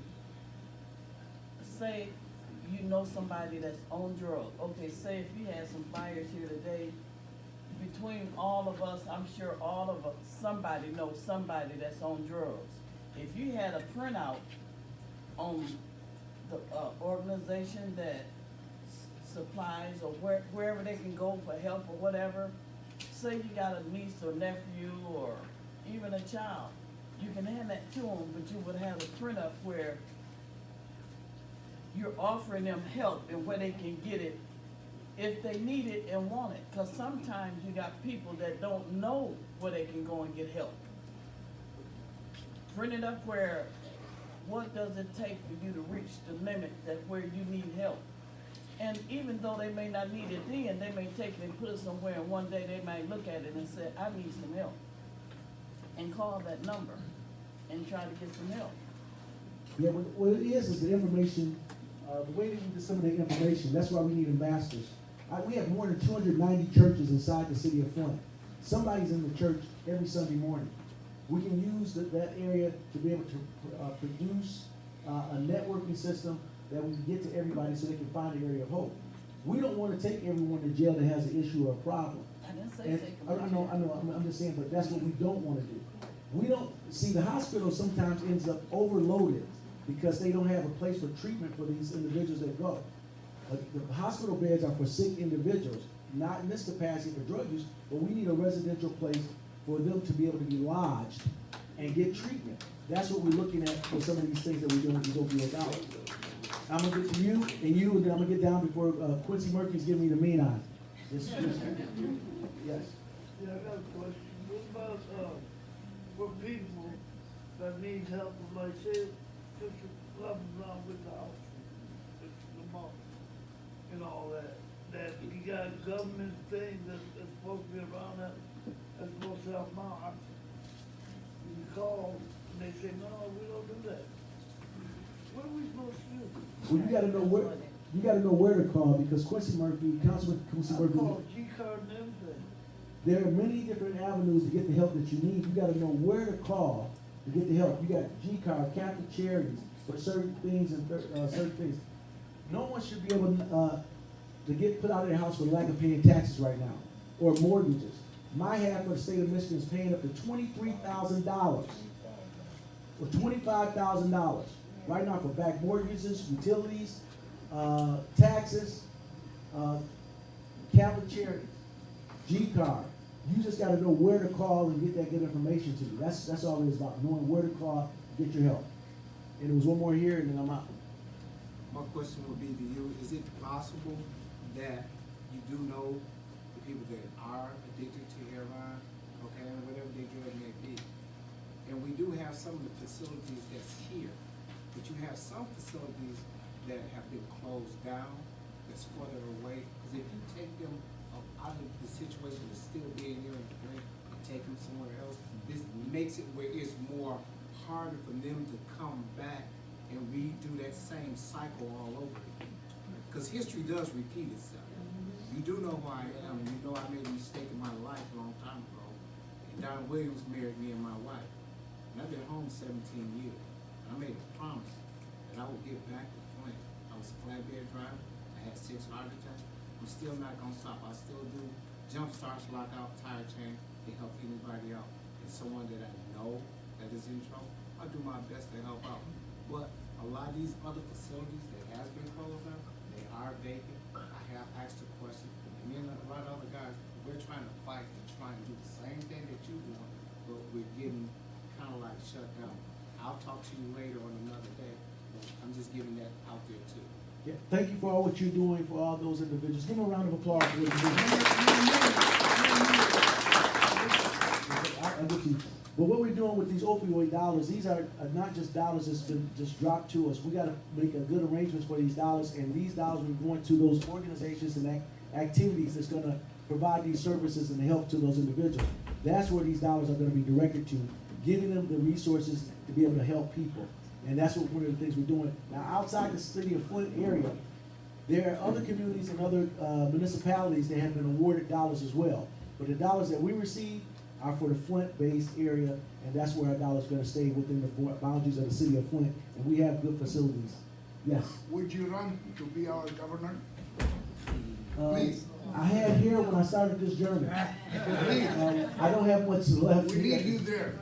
Well, I'm here for you now. We are here. We're working together. We are a team.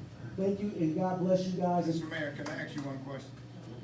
I'm the former vice president of Flint Nip, and we don't have money earmarked to help people keep roofs on their houses.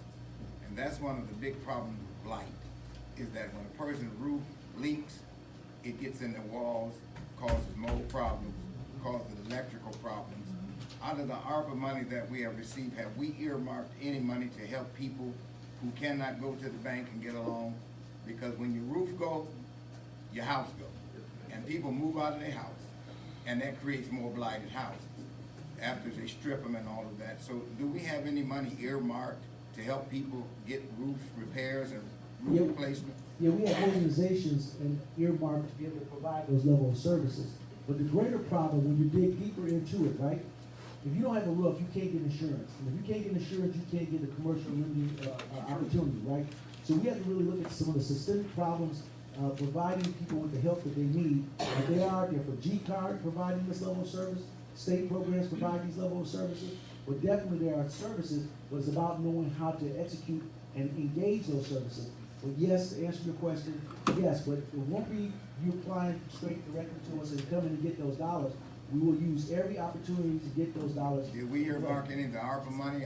I said yes. That was the You very first did? thing. I said yes. How much did we? Now you're going on to another question. I don't know, I'm not gonna give you all the answers, right? But I said yes for organizations to provide that, right?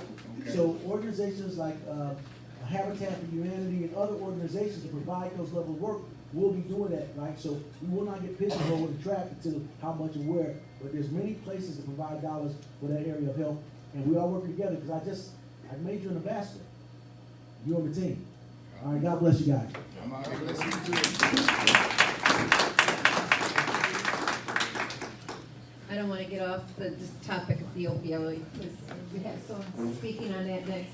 Number one, my family has been affected by opioid crisis. I've had a sister and a niece, both have overdosed. They are alive, and they are well, and they are recovered, or in recovery, one for 30 years, one for 10. So thank God. But in regards to the ARPA dollars, we did create a committee, and we did go through the application process for organizations to apply for those funds. The process of evaluating those applications starts tomorrow, okay? And there's over 200 organizations requested funds. So the goal is, I think we have $5 million budgeted currently for home repair, not necessarily for roofs, but for home repair. That's a preliminary number. We know that the budgets is the way that the council approved the budget is not how the budget's going to end up, or how we're going to end up spending the money down the road, because some things that we budgeted for are gonna come in less, some are gonna come in higher. So there will be some shifting of funds, and I just wanted to let you know that and answer that, because there are a lot of questions out there about the ARPA dollars and the ARPA process. We do hope to get more money involved in that. We hope that our partners who are applying for those funds have matching dollars that they can add to those to make those monies grow. Thank you. Once again, remember, I know there's been people reaching out to me to join and help support the cleanup on May 21st at Good Church. So Pastor Robertson over here, if anyone wants to help with the cleanup, y'all can see Pastor Robertson at the end.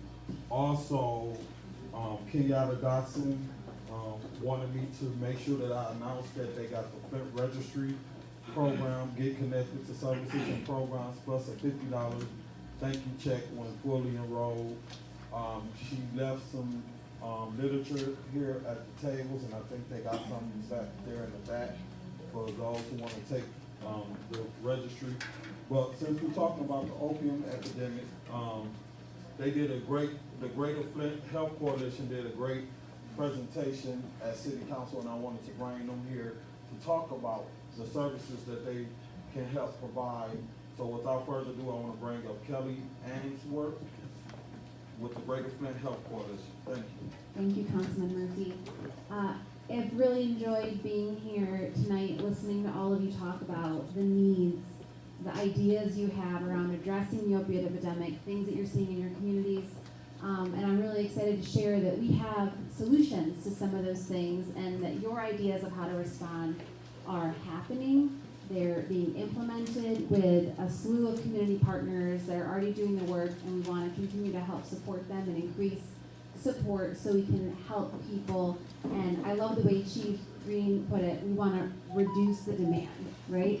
If we reduce the demand, when we get people the help that they need, then we can see lives transformed, we can see communities change, and we can put an end to this epidemic and have a healthier Flint moving forward, which is what everybody wants.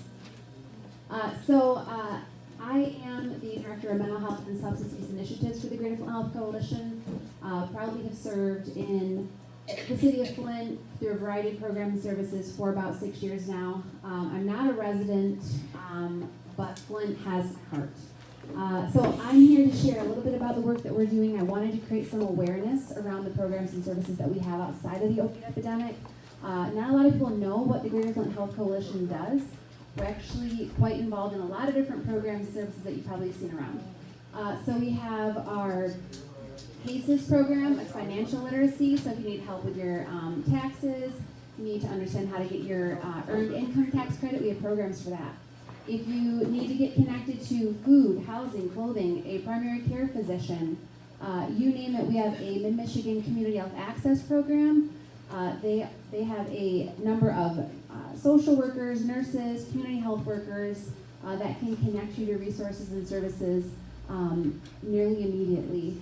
We have our Flint Recast program that we operate in partnership with the City of Flint that is focused on resiliency and trauma response. We have our healthcare education and employment assistant training program. That's a free program that we run in partnership with Michigan Works. So if you are interested in entry-level healthcare jobs, we have free healthcare training for you. We put you through a program, we get you connected to employers, and before you know it, you're working in the healthcare field here locally in Flint. We have nutrition programs for our Commit to Fit program. We have healthcare coverage, so if you are not connected to health insurance, we have programs through the federal government that we partner with to connect children and adults to healthcare coverage. Everyone should have coverage, and we're very firm advocates for making sure that you have the benefits that you need. And we also partner with the Flint Registry. I'm going to go over here and go on to my next slide here.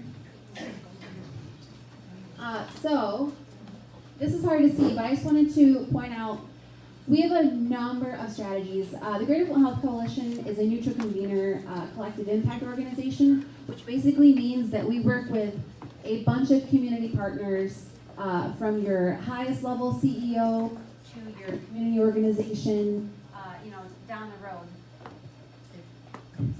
Yeah, it's all right. It's all good. I can speak really loudly too, so if it doesn't work, it's totally fine. So we work with everybody we can to address health issues.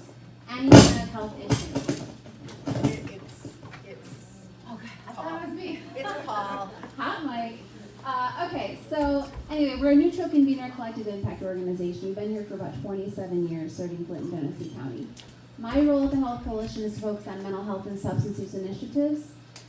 We have a slew of strategies, all from prevention, harm reduction, treatment, behavioral health, recovery, and those social determinants of health, those like basic needs that someone might have connected to behavioral health or substance use related issues.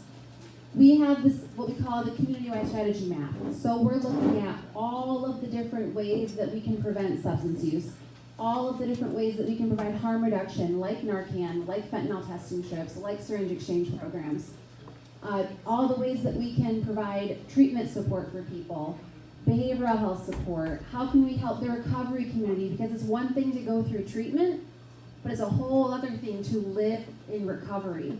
So we want to help support efforts that increase someone's likelihood of maintaining and achieving long-term recovery. And then again, social determinants of health. What are those basic things that we can connect people to that and remove those barriers for them to be able to look at the other things in their life?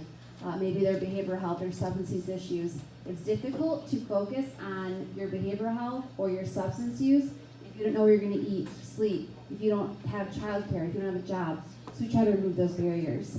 And we don't just do that alone. You'll see all these different little icons up here. We have a partner key, and all of these icons you'll see are partners that we work with here locally to implement these strategies. We want to increase capacity. We want to make sure that the partners that are doing the work have what they need and are able to connect with the people that they are trying to serve. That's our job at the Health Coalition, is to increase capacity, address needs, and push work forward so we can serve people best. I'm not going to be exhaustive because I know that we're short on time, but I wanted to slip over to Chief Green covered the data beautifully, so I'm not going to labor on that. We have our quick response team initiative that Chief was kind of talking about as one of the ways that we can connect people to treatment. So our quick response team initiative was born in 2020, which is a horrible time to launch a program, but we went for it because we knew that our community needed it. And of course, with the COVID-19 pandemic, we saw overdose activities skyrocket. There was nothing to do, people were depressed, hopelessness was at an all-time high. And what makes you feel better? Sometimes it's substances. So we saw increases happen, so we knew we had to act quickly. We partnered with a local treatment provider, New Paths, who also has a sober facility for people 23 hours, 7 days a week. If you need a place, a safe place where you can just sober up, as they say, you can hot meal, you can take a shower, you can talk to somebody about treatment. It's on 765 East Hamilton. It's free. There's no authorization required. You can park it there. Just be safe. And you can talk to someone. You can talk to a peer recovery coach there. A peer recovery coach is someone who lived an experience in addiction. They've been there. They've gone through addiction. They've gone through treatment, and they're in recovery, and they can walk you through that process. That's the beautiful thing about the quick response team is we take that peer recovery coach model, and we arm our law enforcement with that tool in their tool belt. So, as Chief said, when someone shows up and administers Narcan, one of his officers shows up and administers Narcan, they can say, hey, would you want to talk to somebody? I have someone, they're not a law enforcement officer, I have someone that can come talk to you that knows exactly what you feel right now in this moment, who can help you navigate treatment, or at least plant a seed of hope. We talk a lot about planting seeds of hope for people, because we know that because addiction is a brain disease, not everyone is going to be ready for treatment when we're ready for them to go to treatment.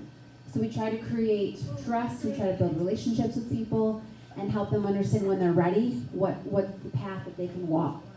So our peer recovery coaches are part of our quick response team. We arm our police officers. We have over 10 partners right now. Flint Police Department is on there as one of our partners. The Sheriff's Department is on there. Let's see, a variety of partners. We want to make sure that our law enforcement agencies can connect people. So if an overdose happens, they can connect them right then and there, or the coaches can follow up the next day. I want to share some outputs. So we don't just talk about it, we walk about it. So these are 6 months. Just the last 6 months, we've received over 542 referrals from our local hospital systems, first responders, community partners. So a place like this, the Franklin Avenue Mission, could make referrals to our quick response team. A peer recovery coach will show up here. If you have in your neighborhood, if you have a neighborhood group and you want to make a referral, you can do that. We can partner with you. We want to make sure it's easy as possible for people to get connected and talk to somebody who can actually help. And they don't just refer people to New Paths. They don't just refer to one provider. Someone back there in the corner was talking about other treatment provider locations that aren't in the city, because not everybody should stay here when they're working on their treatment journey, right? Sometimes this is the environment, it can be triggering, and they need to go and do a treatment program somewhere else. Our program makes sure that we find treatment solutions that are right for individuals. No matter what they want, we want to make sure that we can address their best. We can address them as best as possible based on their needs.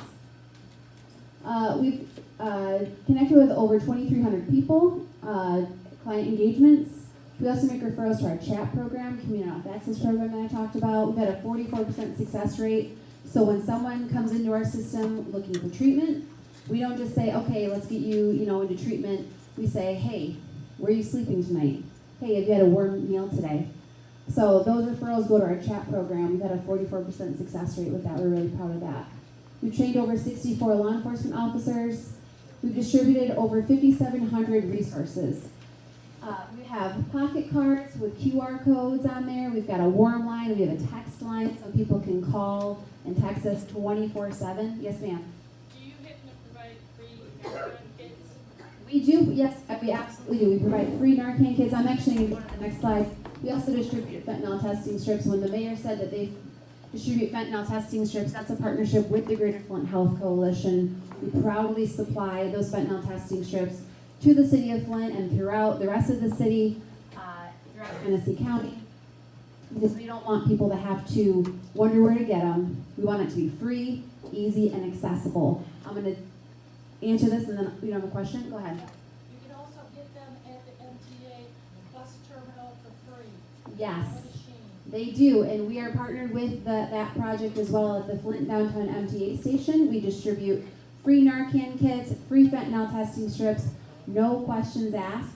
There's no one there to monitor it, and you can take as many as you want. It's completely free. If you want to press, G4 10 times, you get 10 kits. Go on your way. Same thing with the fentanyl testing strips.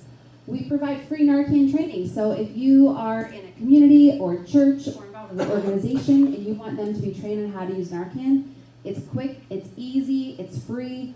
We are happy to come out to you and provide that training. We want to make sure that our community understands what the signs of overdose look like, because you can't administer Narcan if you don't know what overdose looks like. So we want to make sure y'all know what that looks like and then you know how to respond. So we're happy to come and do a training. We'll train one person, we'll train 100 people. Bring us out. We want to empower you to do what needs to be done. You can also go to our website. We have a 5-minute training video right there. So maybe you get trained and you want a refresher, go right to our website, we'll get you trained. You can also request a kit on our website. We'll just ask for some basic information. We'll mail it to you. We'll meet you somewhere. It should not be hard to get these resources. It should not be hard to connect to treatment. We want to remove the hard. We want to make it easy and timely. We want you to help people. We're here to be the helpers. The last thing I'll say before I go, because I'm sure I'm running out of time, we have other resources for prevention specifically. So if you're that loved one and you want information, say you have a loved one who's using heroin and you're like, I don't know anything about heroin, I just know that it sounds bad and they're hurting. We have resources there. We have them on our website, which is nomoreagenesee.org. But we also have paper copies. We're happy to provide these anywhere to anybody. We can give them to you in the hundreds if you want. So we've got them for alcohol, cocaine, opioids, heroin, methamphetamine. We also just did one for mental health because we know that substance use is often co-occurring, which means people don't just have a substance use disorder. They might also have some behavioral health things that are happening, and we want to support them to work through that as well. These are all on our website. I have so many things I could talk about today. I know time's running short. Thank you so much to Councilman Murphy and Councilwoman Priestley for inviting me. Please let us know how we can support you. We are here solely to help. Thank you. Thank you so much for that great information. When they came to City Council, I was like, oh my God, that's right up what we need to talk about in the community. So this piece that we're going to talk about before we get ready to conclude for the night, and thank you guys for being so patient. I kept receiving a letter in my box about the Latinx community, and they giving me these lists of houses and buildings that they want to tear down, and I'm like, okay, how do we tackle this? So between me and Councilwoman Judy Priestley, we have the Davidson Road corridor, Franklin corridor, and I have Lewis corridor, but because we work so great together, we are working and we are willing to work, to listen, to see what we can do to revitalize Davidson Road, Franklin, Door Highway, Lewis, but I drove down Lewis Street, I drove down Franklin Street. Everything that you guys see on the east side with all of these buildings, we want to do what we can. And when the mayor made that announcement about that $4 million for demo for commercial, I'm like, oh yes, my top of the list is Franklin and Lewis Street. Franklin, there is a demo. We had a. It's terrible. It looked like they went and dropped a bomb in some of them buildings. That's how bad. But we're gonna move forward. We can't talk about the past. When I met this young man and he told me what they were doing at the Latinx Center, I was so excited. I'm so excited to have him on the agenda today to talk about what they're doing. And I'm so excited to be able to work with you and make this happen.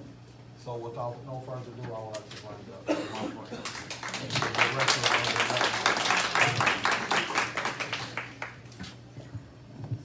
Well, good evening, everybody. All right. I was interested to see how this mic was going to work. But real quick, I want to say thank you to our council representatives for putting this meeting together. I've been executive director of the Latinx Technology Community Center for 6 years now. And I'm always excited when I see community engagement sessions just like this with our elected officials and with our local government. If you don't read the newspaper, I would encourage you to read a newspaper. There's so much information about what's happening in our community that I think is just vital to take advantage of. There was a lot said tonight that resonated with me. Y'all done messed up and gave me the mic. I'm ready to do a sermon for another 20 minutes. Right. But the biggest thing I want to say is I'm excited for what the possibilities are in the city of Flint right now. There's a lot that's happening. Right, hearing today about the demolition that will be happening to remove these bladed out properties is hopeful. It's hopeful. I would say at the community center, right, the Hispanic Tech Center, if you haven't been there in a while, I would encourage you to come stop by. We've done a lot of renovations. But our motto has always been people power. And that's how we get things done. If you take a look at Lewis Street, you might see it looks hopefully a little better than 6 years ago. All right now. But a lot of that comes out of a space from what I say, my family and just me growing up. I think about when I was 16 years old over on Franklin in Kansas, right? I stayed at my cousin's and I always wanted to make a difference, and there was this blighted out building right in front of us. I walked by it every day going to school and I said, I'm gonna do something today. And I never did anything. Then one day I actually went on the property, bent down, grabbed the brick, and I said, I'm gonna start cleaning this up, and then I got scared. I picked up my first brick, and I said, what if I get in trouble just trying to clean up a blighted out property? I don't own this property, I don't know who owns it. You know, last thing I want somebody to run up on me, because I didn't know where I was, who property I'm on. And I get really, when I reflect on that time, it's an interesting way when I reflect on it. Because I'm sad I didn't do anything because I stopped myself from making a difference in my community. When I took this position 6 years ago, at that time I always felt like I needed permission from somebody to start cleaning up, to start making a positive impact. Then when I took this position, I started asking around and said, hey, who do I need to ask permission to clean this up? I asked everybody I could think of, nobody told me that. I said, okay, I guess we're just gonna get in trouble. But for 6 years, right, we've been going around the community. We maintain over 100 lots. And the biggest thing is, right, we want to revitalize or transform vacant lots into areas of purpose for the community that bring community together. So with that, we have a lot of programs and services at the Tech Center. I would say the biggest thing is that we are just a resource center. If you have a question, a comment, a concern, let us know. Right? There's always room for more resources. I hope we get some more resources. We did apply for some ARPA funding, but we'll see. That's out of our control. So with that, we have a youth program, right? If you have some, if you know some kids in the neighborhood, we're looking for kids in between 14 to 19. We have a youth summer leadership program. That's our workforce training program. You probably see us in the neighborhood during the warm months, right? There's a bunch of us. Every day the youth are out there cleaning up the neighborhood, and then frequently, about 8 times a year, we organize pretty large cleanups. I think last year we filled 6 40-yard dumpsters, and all we use is shovels, pruners, rakes. It's unfortunate because a lot of these properties need a bulldozer. And a front loader. But we'll walk around the falling down tree. We'll spray paint the tree. Carve something nice in it. But I would encourage you, right? Get involved if you can. Right? We appreciate all our supporters, the people that visit us at the center, that support our work, that contribute towards our work. It means a lot. But again, I want to thank our council representatives for organizing this meeting. I think it's so important that we see these types of meetings on the east side, and I would love for y'all to stop by because we would love to share more about our work, what we're doing, and how we want to organize people to make a change. Thank you. Questions? Yes, please ask questions. You didn't say where you are. Where we at? Yeah. Yes, we are on Lewis Street. Forgive me. Yes, we are right down the road, right on Lewis. Lewis and Hamilton, Lewis and Davidson, the 2 main streets. Yes. Yes, my name is Asa Asensio Zucaro. My grandfather worked for the city of Flint when there was a park and rec department.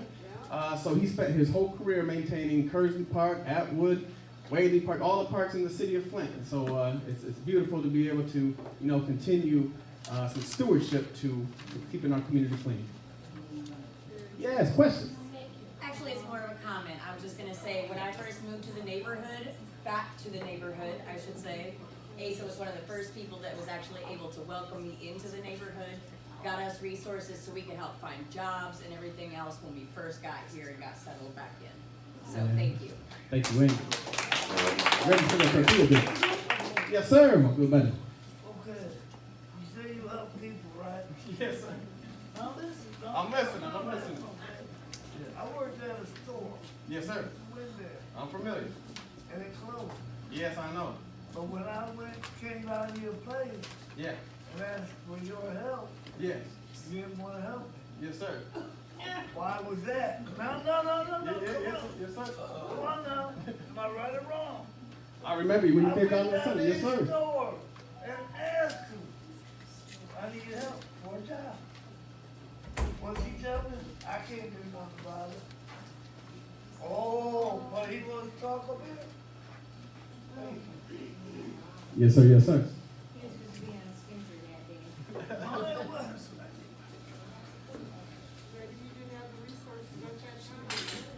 Well, he had them. He didn't want to walk around and ignore it.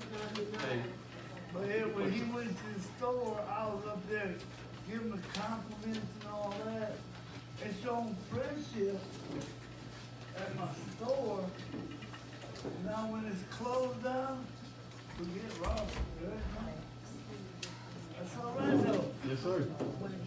Who's getting robbed? Flush. Now, I will say we have a couple events coming up. I think the immediate event that I can think of is our Cinco de Mayo event. We're going to have a large celebration downtown Flint in Buckham Alley. The next event we'll have is May 20th. It's going to be a health fair. I would encourage you to come out. We have some pretty good giveaways. We also give away our plants for you to take home and make your own garden at home or help us plant our community garden. We give away around 1,500 plants, so I encourage you to come out. And then our next event will be June 15th, where we'll have a ribbon cutting ceremony. We have a community playground, and we will be showing off our renovated second floor. Thank you.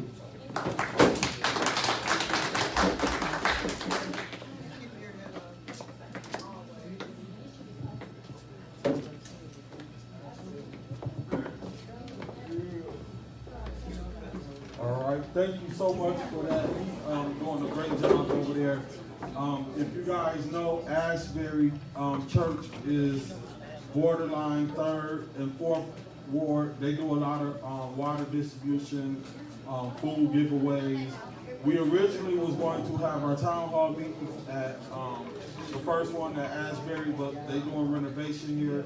So I still wanted to invite them over to talk to us, to tell us what it is that they doing and what they doing for our renovation and moving forward and how we can get involved. So without further ado. Thank you. All right, I'll promise that I'll be quick. I know we all have places to go. I've got a baby waiting at home for me. My name is Israel Lunger. I'm with Asbury. Been here in Flint since 2016. Thought it was going to be 2 weeks. Well, it's been a lot more. I now have a baby and a couple of homes on the east side, just a quarter mile away from here.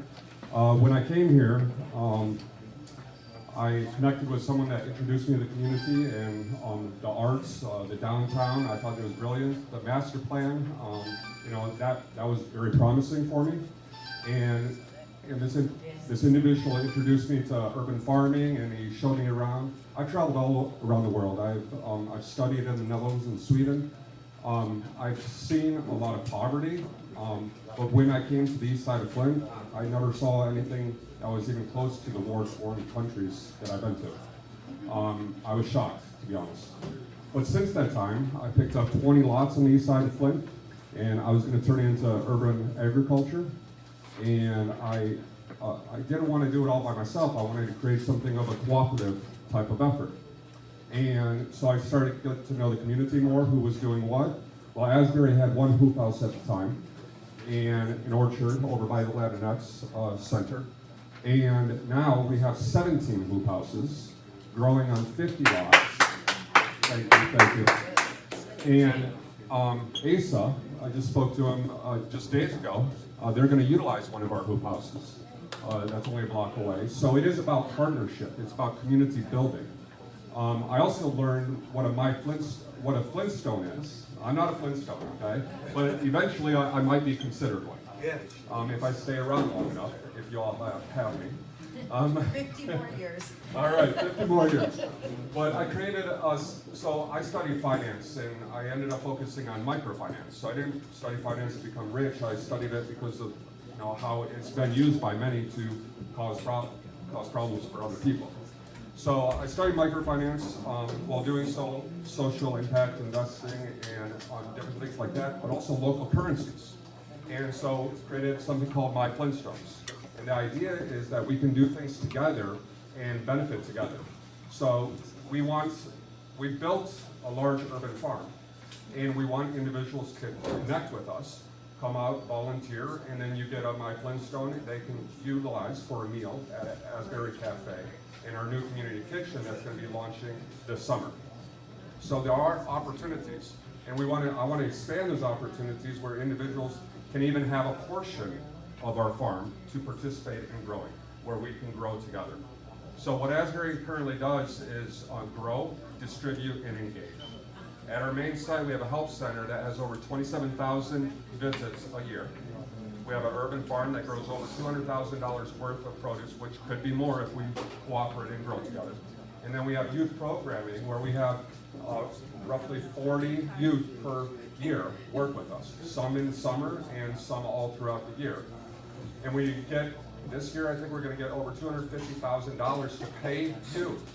So if you have youth, connect with the Flint and Genesee group. They're the ones who fund the SYI program. So youth need to get into the SYI program, and then you can choose different sites throughout the city for your youth to work. They get to choose. And we've been blessed with a lot of youth choosing us. They like what we're doing.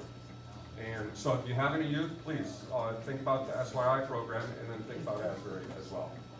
And then we also look at ways to engage the community and have our youth do so. And we just got funding from CDBG and also the Healthy Food Financing Initiative, a federal program. In total, almost $500,000. And it's all about economic development on the east side of Flint.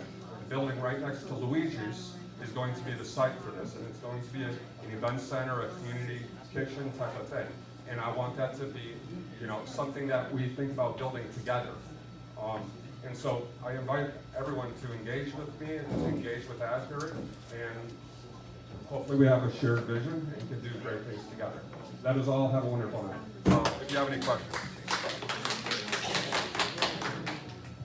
Any questions? What was your name? My name is Israel Unger. Or Izzy, a lot of people know me as. Yep. Oh, do you have any more like the information of how to get more in touch and involved with the Asbury? Well, the easiest way is to go to the website, flintasbury.org. And there will be multiple ways that you can reach out to us that way. Thank you. Thank you, Israel. I met you when you first came to Flint. My nephew and your son were friends at the time. Is He was living with me then, so. And I grew up at Asbury. Asbury's got deep roots in this community. But, I want you to think about Edible Flint has, if you want to feed yourself, a couple of pots, you can buy it for $1 at Walmart, and some dirt, throw some seeds in there, get some plants from Edible Flint, feed your family. I'm a big gardener, I've said that before. So anyways, I want to thank everybody who came. If you have any questions, are there any questions that you haven't had answered that we can help you with today? Okay, my card was over there. I don't know if you've got any. Oh, yes, Paul, thank you. You're welcome. Paul, you gonna give me some popcorn on Monday? Yes, Paul's great, you know, he's the one who does the sound for council, and he's working under extreme conditions right now. But he's looking forward to what happens when our council chambers get renovated. And I wanna, since I mentioned that, I wanna address one issue. Some people have complained that we are spending money for council chambers. That is ARPA dollars. I've said that was my idea, and we are being very, I said selfish in spending $400,000 on making our home welcoming for the community. Those people who you know who are wheelchairs, we were not really, there was no seating available for wheelchair people. They had to sit in the aisle. The sound system that Paul has been working with, people would complain about the sound on YouTube. It's not my sound, it's your sound. I didn't say, I said that you were working with. So, we're trying to make it a better place for the entire city, and, we'll see how it goes. But I wanna thank you all for coming. I know Quincy's going to head home. He's gotta go to bed. I'm always on him about sleeping because he's a third shifter, but I'll be here for a few minutes, and I'll be glad to talk to you, and answer any questions. And, thank you for coming, and have a good evening. When is the cleaning?